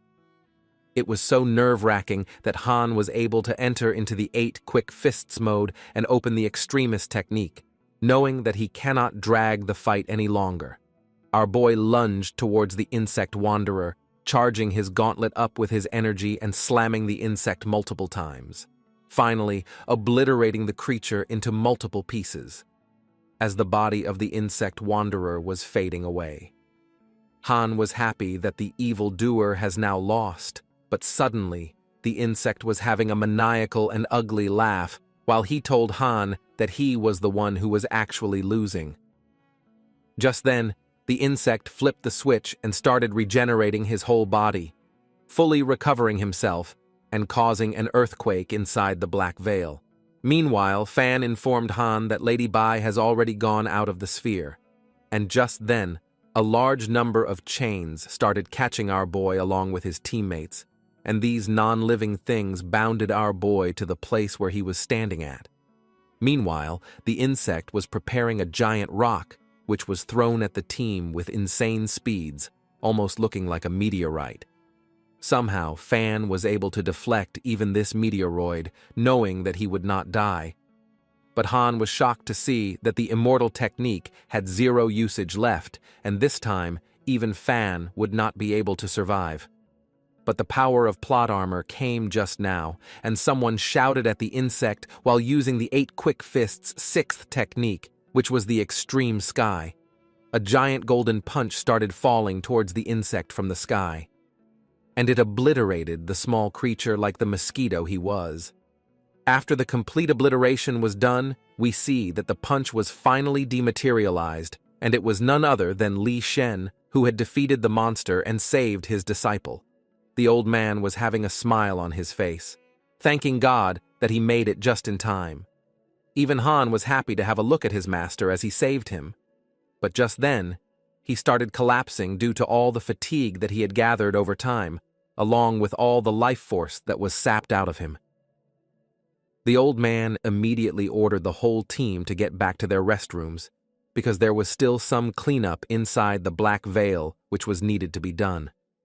we see that the old man was referring to the brain-eroding worms who were still present inside the black veil, and they can't be left to roam around in the outside world.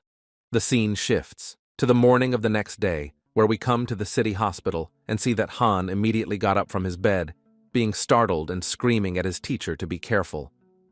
But then, Han realized that he was not at the battlefield, and we see that Zaya was now finally happy that Han was awake. The boy wanted to know from the lady about where he was and how he got to the hospital, and Zaya explained to him that after he fainted.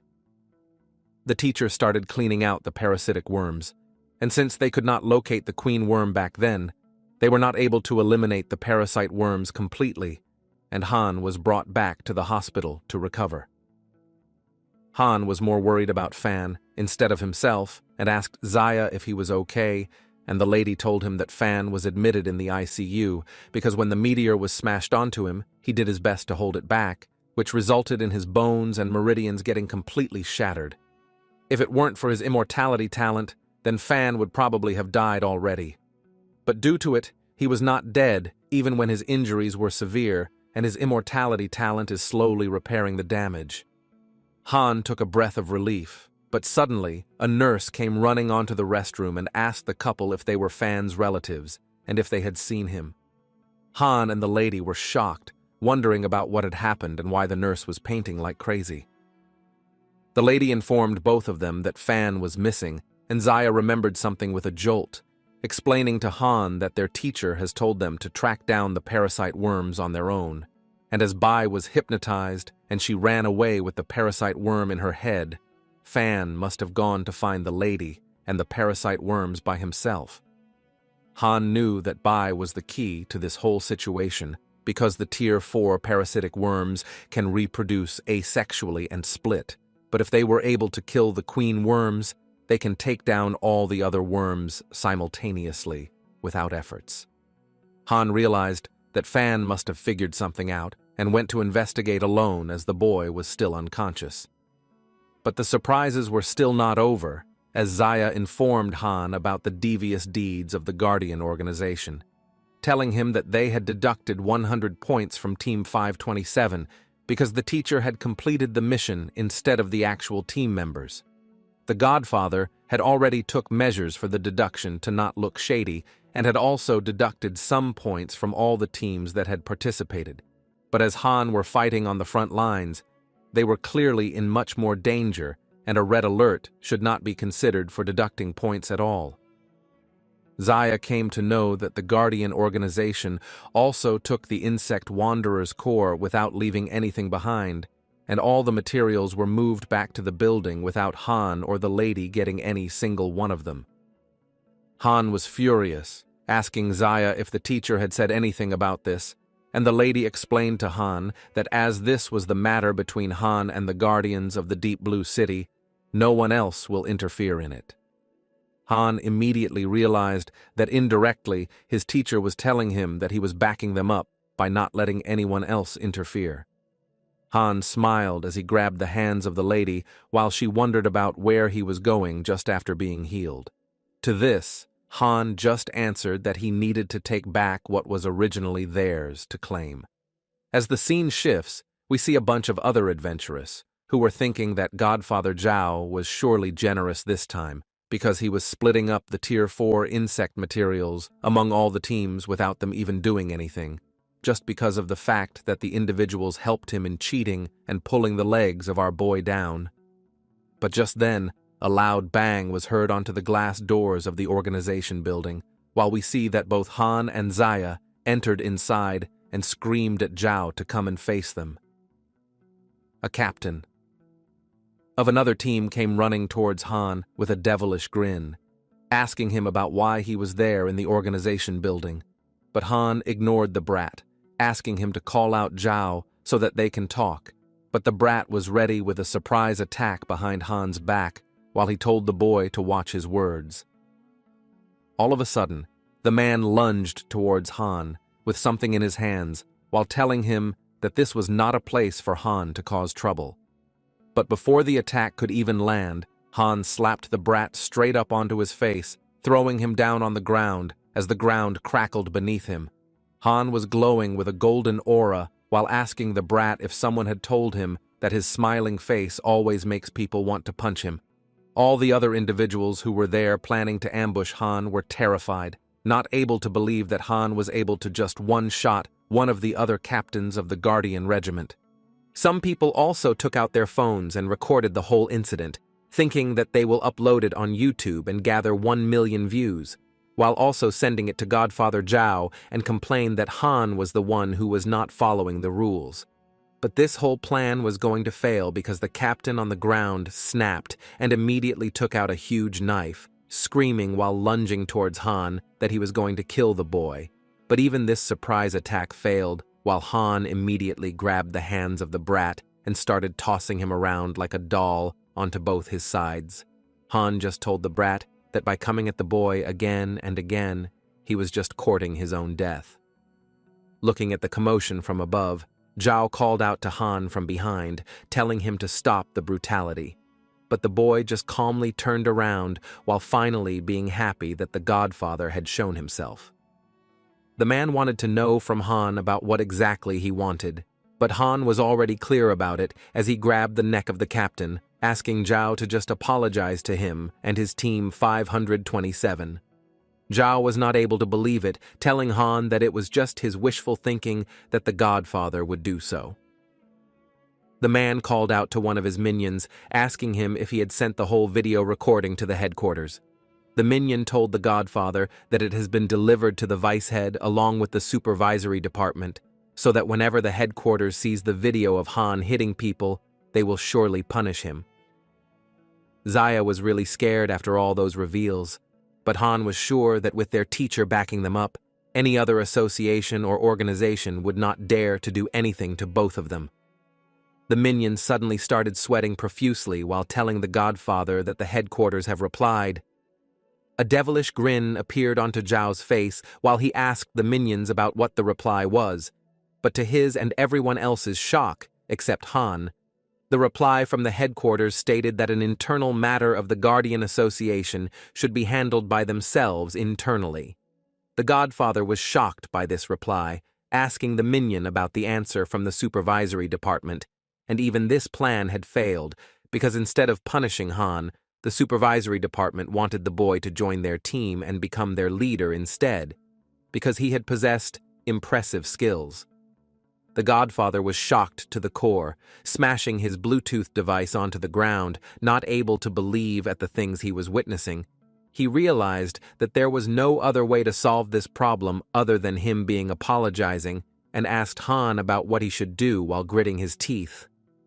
Han smiled while telling the Godfather that all the conditions were simple, and as their team 527 worked hard to kill the insect wanderer outside the city, they were really unhappy by the fact that the Godfather had took all the materials for themselves. So as the leader of the team, Han wanted the Godfather to open the Guardians organization's treasure vault and let him choose the treasure until he is satisfied on behalf of all his team members at first. Zhao immediately denied, telling Han that the vault was containing carefully selected valuables and giving it to anyone was absolutely impossible. But Han just smiled devilishly, asking Zhao about how much could the boy possibly take from the treasure even by filling both of his hands, and if Zhao was scared by just this minor demand, then Han was going to question his sincerity of apologizing. As dumb as the Godfather actually was, he really thought that what Han was stating was true, and if only one person goes inside the vault, then they cannot possibly take too many items in their hands, thinking that he was some kind of a loophole finder. The man immediately told Han that only he was allowed to go inside the vault, and no items from the inside were allowed to be hidden anywhere besides his own hands. Hearing that, Han just threw the Captain Brat on the ground once again and accepted the conditions of the Godfather with a smile. He took out the ring that he had got from Li Shen and wore it with a smile, because it meant that now he had way more inventory space than just two hands. Just in a few minutes, Han was inside the Guardian Organization's vault of the Deep Blue City, and as he entered inside, the minion of Godfather Zhao wondered if there would be any problems which would arise from the boy getting inside. Zhao knew that the vault was holding tens of thousands of items, and even he cannot recognize some of them. So there was no chance that a recent graduate from the academy can know about everything inside. The Godfather was sure that once Han got inside the vault, he would be totally lost. And even if by any chance he does recognize the treasures, the Godfather was sure that he cannot carry any of them with just his 2 hands. Looking at the devilish grin onto the man's face, the minion realized that he cannot question him and just agreed to what he was saying. But inside the vault, we see that Han took out a treasure appraisal notebook while looking at the things which were present inside the vault. Han was really lucky because he got a treasure appraisal notebook from the 2nd District Captain, and due to it, he would be able to recognize all the treasures inside the vault. He saw that the vault was having the limb of a Tier 3 insectoid cadaver ant, along with the bone wing of a Tier 5 insectoid ghost butterfly. And there were many plants also present there, which included the eternal winter flower and the branch-linked grass. As Han turned around, he saw the shell of a Tier 6 wall crab and immediately realized that he can use it as the main material to forge a full set of defensive gear. After the boy realized that they were all really good items, he decided to take them all and immediately opened the inventory from his ring, sucking everything up inside the ring as things started going inside it like a black hole. The scene shifts to 1 hour later, where we see that the Godfather was actually getting restless, wondering about why Han was not out of the vault yet. After a few more minutes, we see that Han was finally out of the organization's vault, while thanking all of them for waiting. Zaya immediately ran towards her master, while both the minion and the Godfather wondered about what took him so long. Zaya wanted to know from the boy about how the treasure hunting had went, and Han just smiled, telling the lady that he will tell her everything once they get back to their master's house, and grabbed the hands of the lady and told her that they should go home, while the Godfather and his minions wondered about what was going on. Being heavily confused, the man immediately called out to the manager as his minion was thinking about why Han did not have even a single item in his hand. After the call connected, Zhao asked the manager about how many items did Han take after being there for so long. The manager's voice was muffled, and at first, the Godfather thought that he took 5 items. A devilish smile appeared on his face as he thought that even when 5 items were a bit more than he thought, but it was still manageable, because eventually the Godfather will torment Han so much that he will have to pay the organization back with interest for everything that he took from the vault. But the manager corrected the Godfather, telling him to not smile so much, because Han did not take only 5 items, but 50% of the vault instead. This shocked the Godfather to the core as he wondered about how Han can take half of the treasure with him when he did not even have 1 item in his hand. According to the man, Han had gone too far because the vault was entirely the property of the Guardian organization. Jia thought that if Han would have taken only 1 or 2 items, then he would have kept it quiet. But emptying half of the vault in one go was not at all permissible by anyone. The man turned towards his minion, asking him to report everything that happened inside the vault to the headquarters immediately, but the minion informed the man that he had already done so, and they have only replied with 4 words. The Godfather was confused, asking his minion about what they said. The brat replied that the 4 words were that Han handled it well.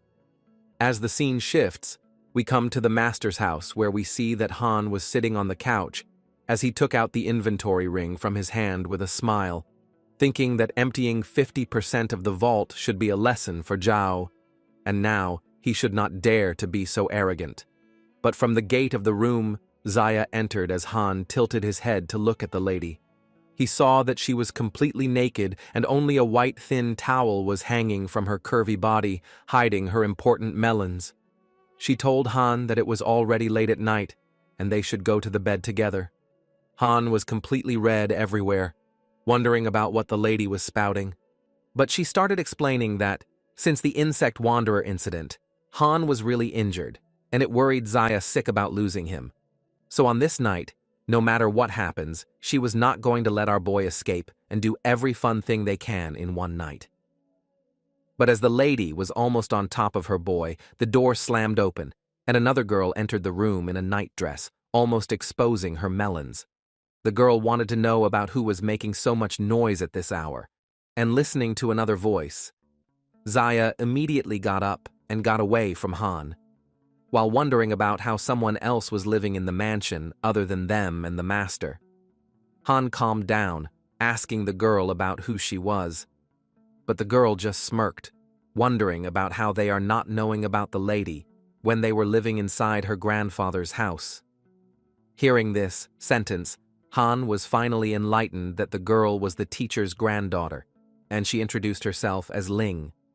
A notification popped up in front of Han and told him that Ling was an E-level contract spirit with the transformation of the legendary cauldron with no traits, but the presence of divinity.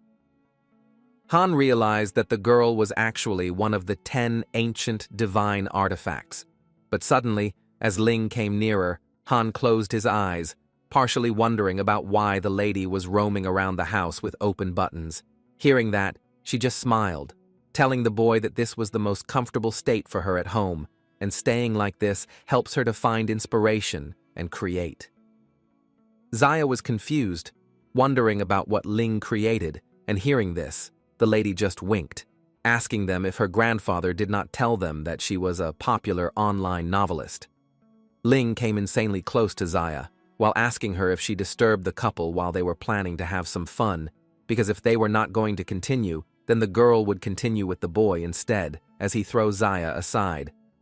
But as the girl approached Han, Zaya grabbed her from behind, telling her that both Han and the lady had just met, and there was no emotional foundation, so there was no way that she will get to be so impulsive. But hearing that, the lady was surprised, wondering about what kind of an emotional foundation they needed to have beforehand for performing a contract. Zaya immediately snapped out of it, while asking Ling if she was really talking about forming a contract. The girl wondered about what else would she be talking about. But Zaya just had a sense of relief and told Ling that it was nothing. Han had a serious look on his face while he told Ling that her E-level talent was indeed having divinity, and if she contracted with the boy, then he can use divine radiance to help her awaken for a second time. Ling was really happy after hearing all this, as she immediately started undoing all the remaining buttons of her nightdress, telling Han that they should make the contract right away. Han was stunned as he saw Ling, who was taking off her clothes.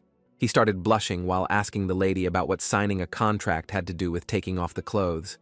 But to this, the lady just gave a logic that she was a best-selling author of fantasy novels, and in her books, signing the contract always requires close contact before it was completed, and the contact was done without any clothes.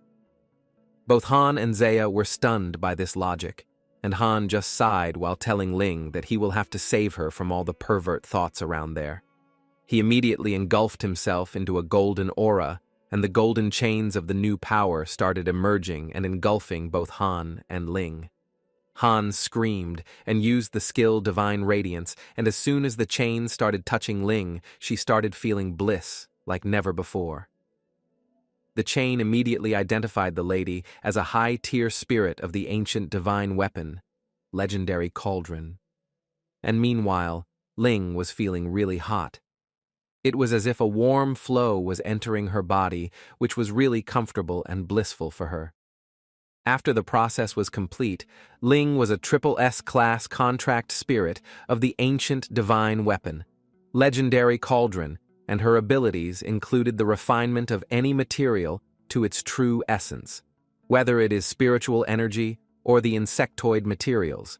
If it is placed under the cauldron, she can refine all things and extract their essence, along with condensing them in a pure form. Han was shocked to realize that the true power of the lady was this overpowered after the spirit contract. He knew that he can easily obtain pure spiritual energy and break through higher levels in the future. As the whole process was finally finished, the lady was shocked to see that some kind of sparkling light was surrounding her. But Han told her that this was her talent, which was really excellent. So they will have to try it out right now. Zaya turned towards Han, telling him to continue and experiment with Ling while she was going to get some water. She started going towards the kitchen as she was shocked, because even Ling, who was younger than her, was a divine-level contract spirit, which was really surprising. As Zaya was taking the water pot with her, she heard many noises of Ling and Han while they were talking about coming inside and going slow because it was hurting the lady when it was fast. As Han realized that it was really fast, he immediately slowed the process down, and the lady was really full after everything. Not able to comprehend about what was going on, Zaya started running towards the room and immediately screamed at both Han and Ling, telling them that they should not do it this late at night. But as Zaya looked at both Han and Ling, she was not able to find the girl out, and just saw a giant cauldron which was actually being used by Han. She immediately realized that the cauldron was Ling, and Han was using it to refine some energy, as the boy innocently asked Zaya about what the matter was. She just smiled, telling him that it was nothing, thinking that she was just being suspicious for no reason. After all the materials were put inside the cauldron, she started refining it, and multiple golden orbs of pure energy started escaping the cauldron. As the process was finished, the lady told Han to immediately catch those orbs, and after looking at the sheer quantity of pure energy, Han was complimenting her. The energy started condensing in the form of multiple pills, and Zaya asked Han about what these pills are. The boy explained that it was a spiritual energy pill, and consuming it can increase the spiritual energy of the individual by at least 1%. After hearing that, Zaya realized that it was incredible, but just then, Ling again got back to her human form and screamed at Han, telling him that the alchemy fire inside her hasn't gone out yet, and now he will have to take responsibility and put it out for her by transferring it inside of him before she gets even more hotter.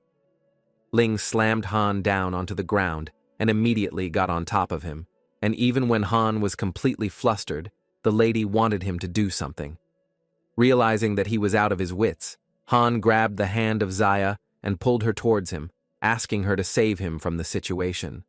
But as the lady was becoming even hotter by every passing second, it was having its effects onto Zaya too, who immediately fell down onto Han's chest, while Ling was feeling really comfortable as she sat down onto our boy.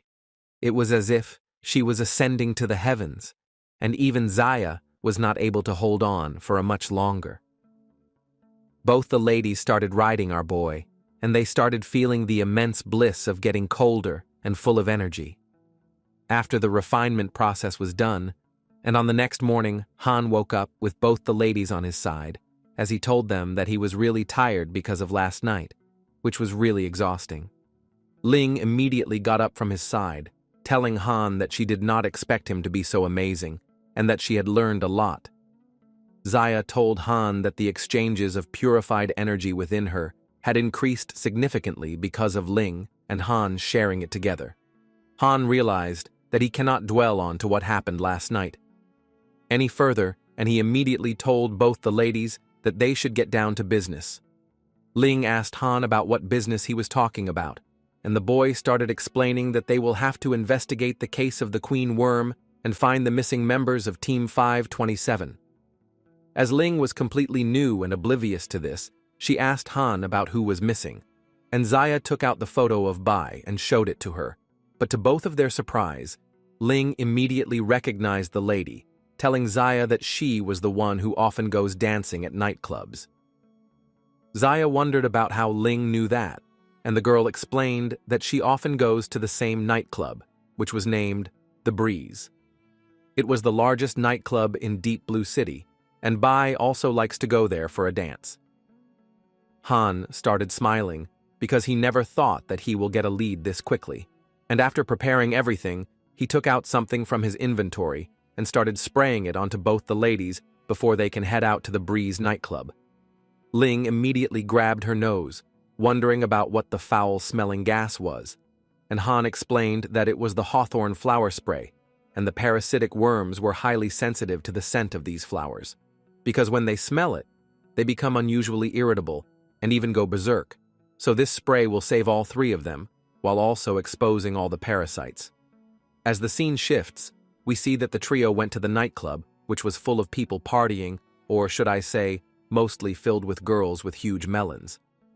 Han immediately got to the bartender and asked the man if they knew a woman named Hong, because Bai's alias was Hong everywhere. But as soon as the bartender heard these words, he started smiling with a devilish laugh, and Han wondered about what problem was going to come next. As soon as Han took this name, everyone inside the bar started looking at him with suspicious eyes, and the bartender immediately grabbed a beer bottle while the boy wondered about what was going to happen.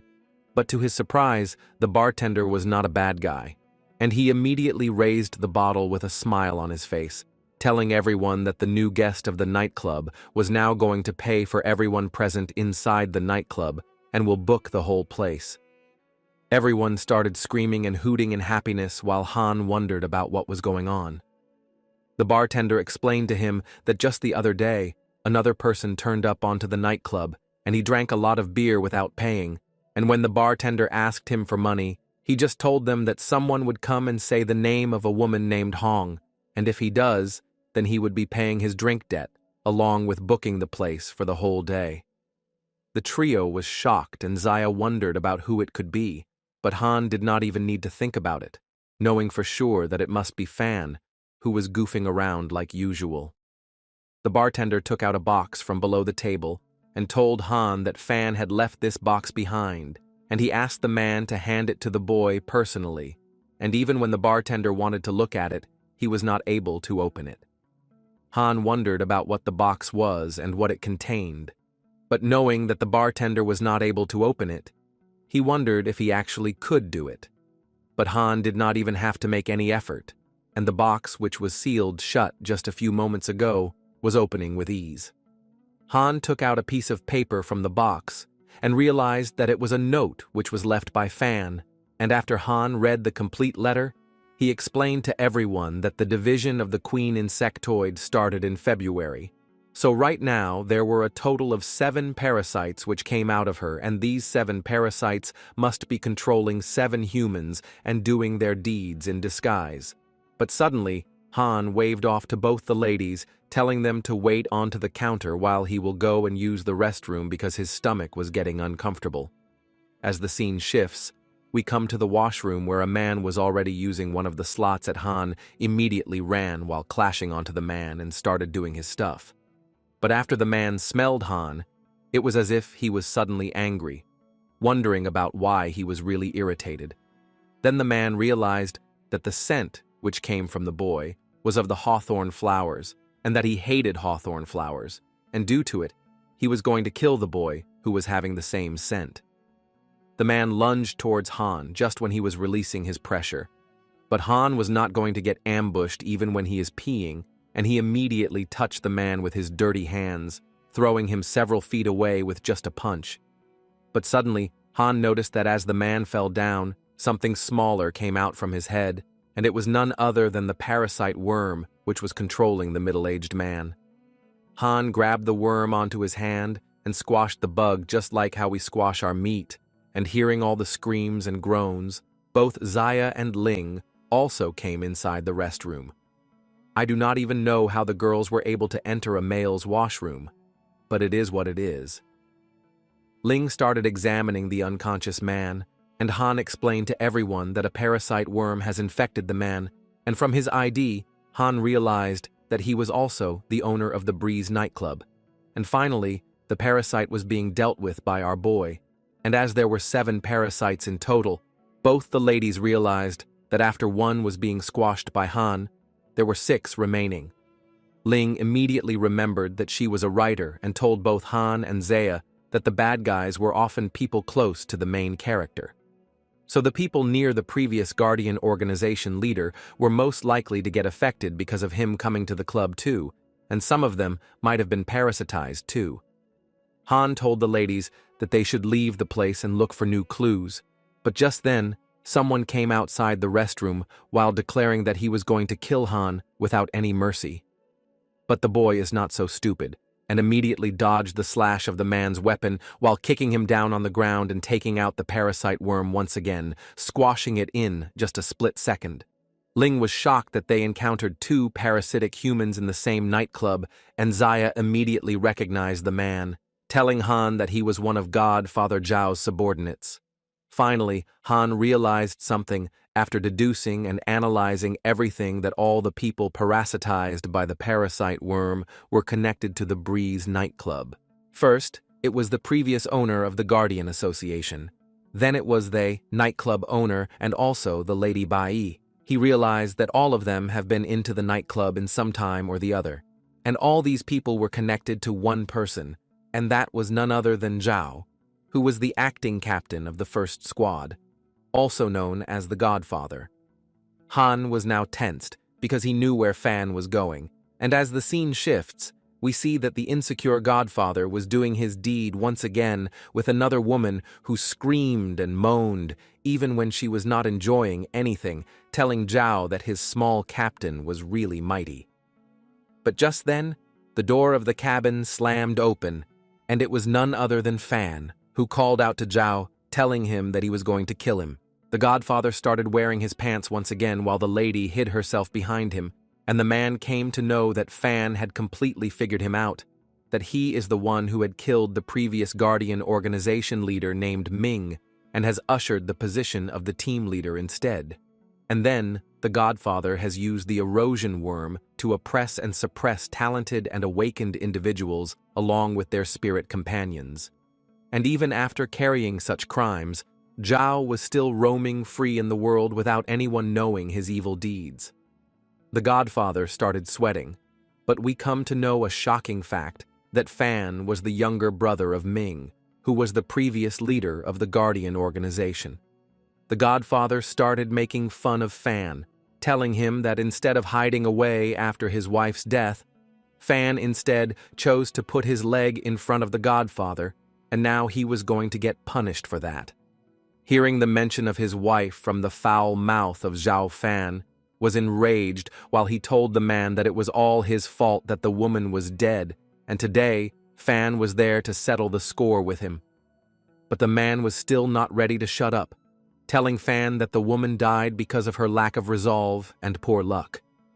But just then, Fan was going to get a surprise because, as he had stood there arguing with the Godfather for so long, he had called for his reinforcements.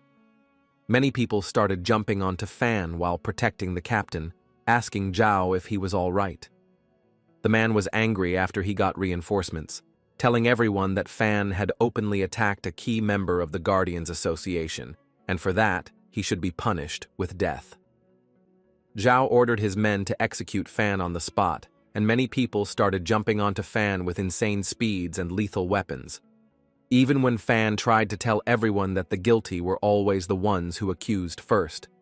But it was of no use, and Fan had to use his immortality talent to materialize an armor around him so that he can save himself.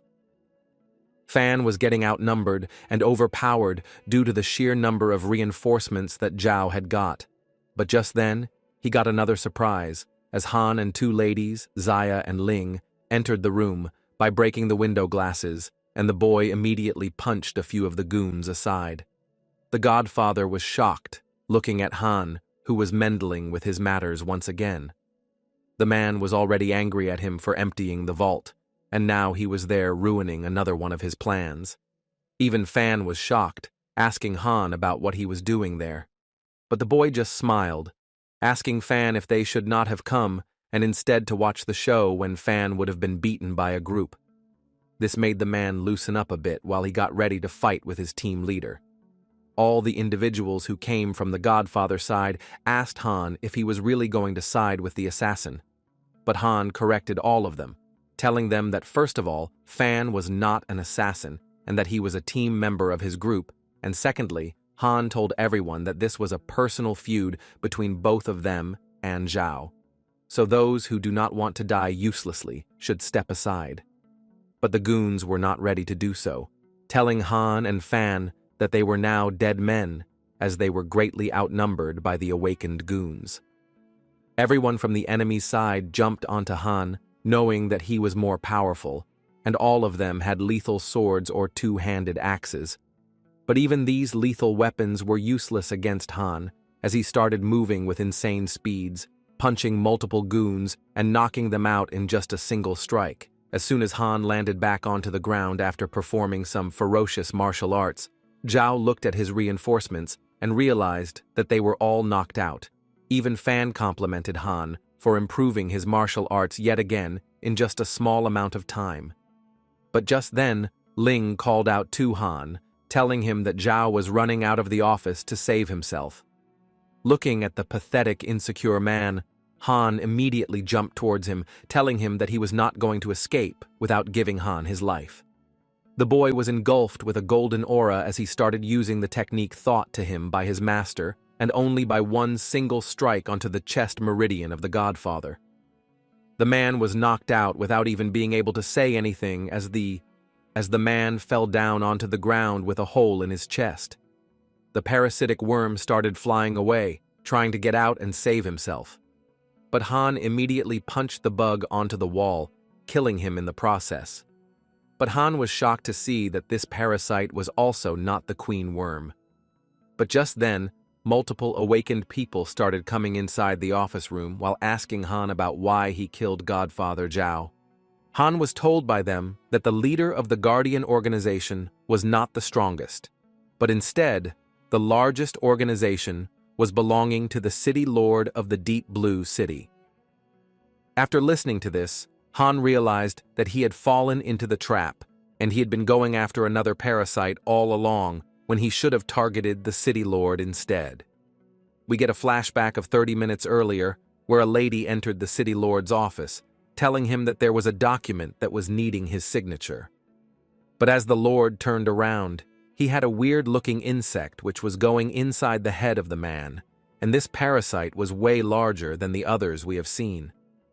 Looking at the gruesome scene, the lady started screaming while wondering about what had happened to the face of the City Lord. The scream of the female was so loud that it echoed through the whole office, but no one was there to save her. As the flashback ends, we come back to the office of the Godfather, where Han told all the other ladies that he was having a really bad feeling about this. He told Zaya, Fan, and Ling to leave the place immediately and find the teacher so that he can help them resolve the crisis. But Zaya was not ready to leave her contractor behind, so Han immediately grabbed the hand of the lady, telling her that there was no time and that they should go immediately.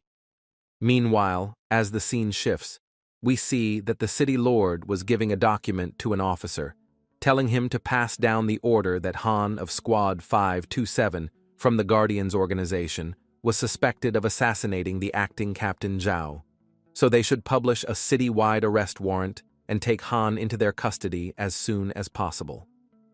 The City Lord was smiling with her devilish expression as he did not expect Han to take the bait so easily and quickly. After a few hours, everyone saw Han getting out of the Guardian Association's building, while he was thinking that he will have to separate himself from his team so that they will not get caught up in it. But as soon as he got outside the building, an old man came towards him, hovering over on a pod which was really looking futuristic. The old man told Han that he had killed an important member of the organization, and now he will have to surrender.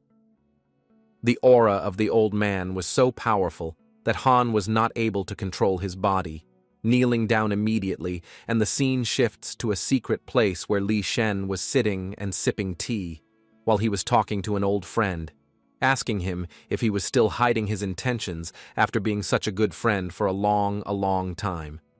We come to know that Li Shen was actually talking to a hooded figure, who was surprised that the old man was not in a hurry at all.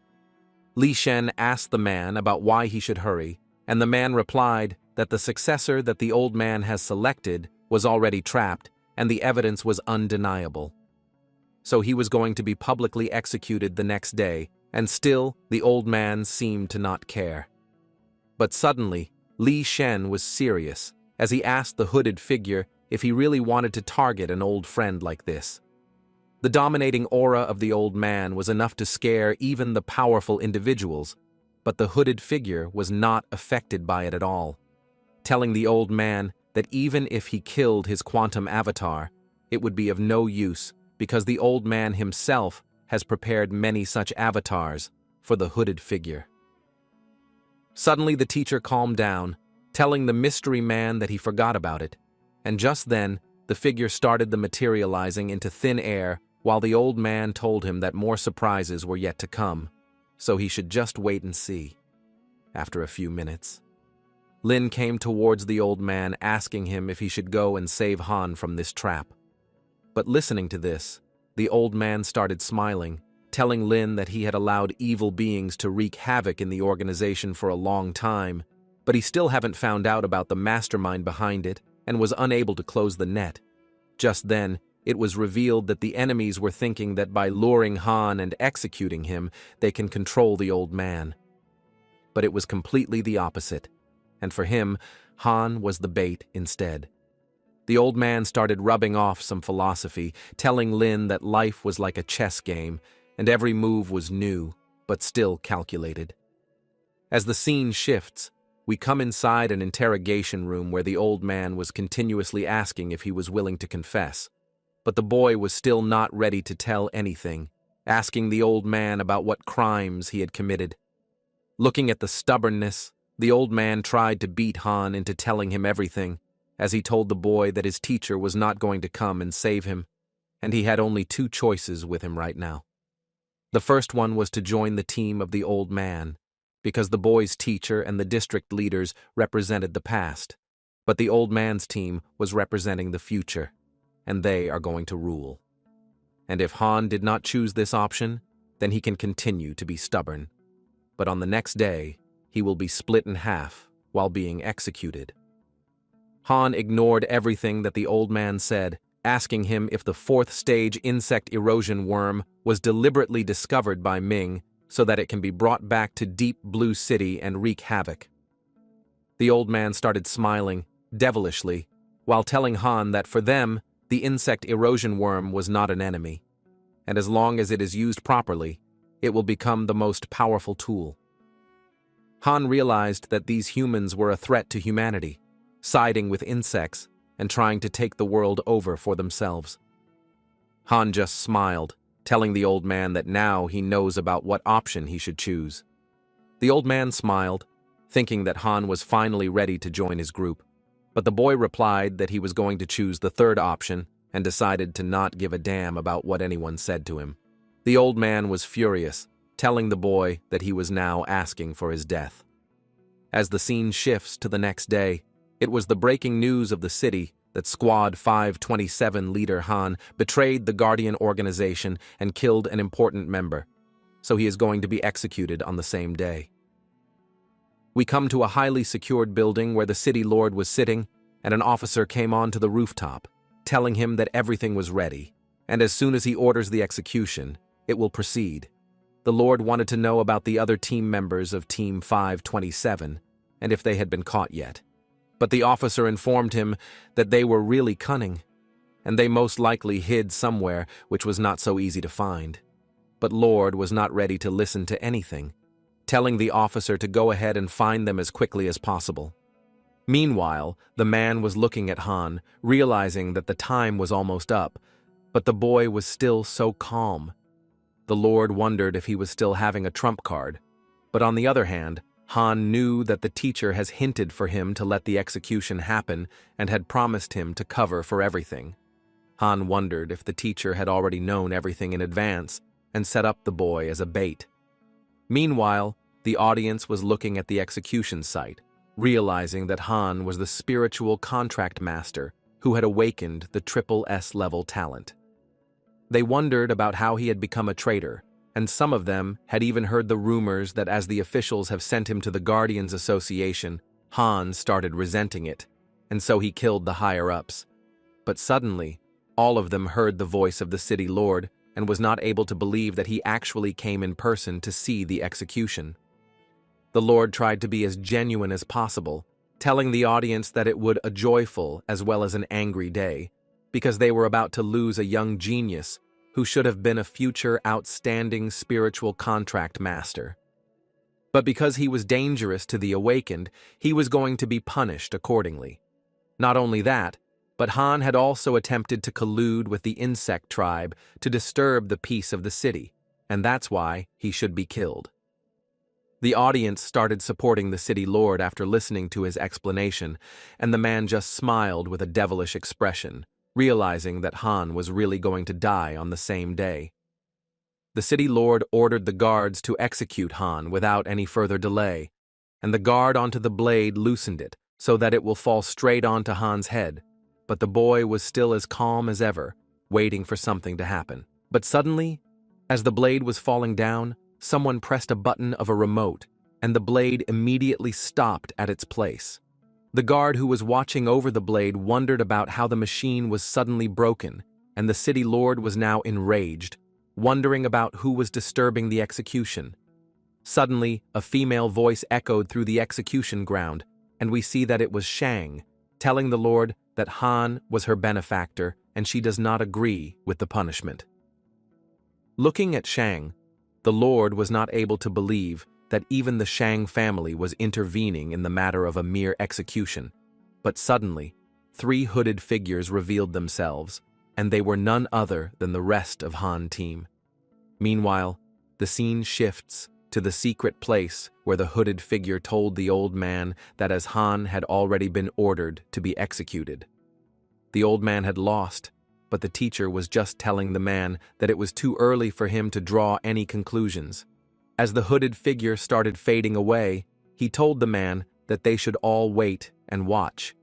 As soon as the hooded figure disappeared, the phone of the old man started ringing, and it was none other than old Shang, who told the teacher that as the hooded figure had got away too quickly, they have failed to track him, even when they were so close to uncover who was behind the whole fiasco.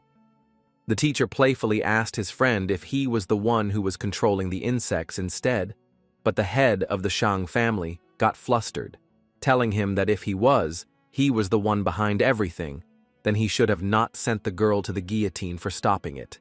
The teacher became serious, asking the old man if he was having any leads, and the man replied that they have discovered a clue about the organization, which was behind the whole plan, and it was called the Dawn Break. The scene shifts back to the execution grounds once again. While no one was able to believe that the team of Han actually dared to raid the execution grounds, and as even the Shan family was involved, they realized that it was no simple matter. Shang told the audience that they were being deceived by the city lord because Han was not a criminal, but instead a protector of the people. She immediately pointed at her direction and asked everyone to look over at the big screen, which was attached to the ground. Everyone saw that Han was battling with multiple high-level insectoids for saving humanity and its people after looking at everything.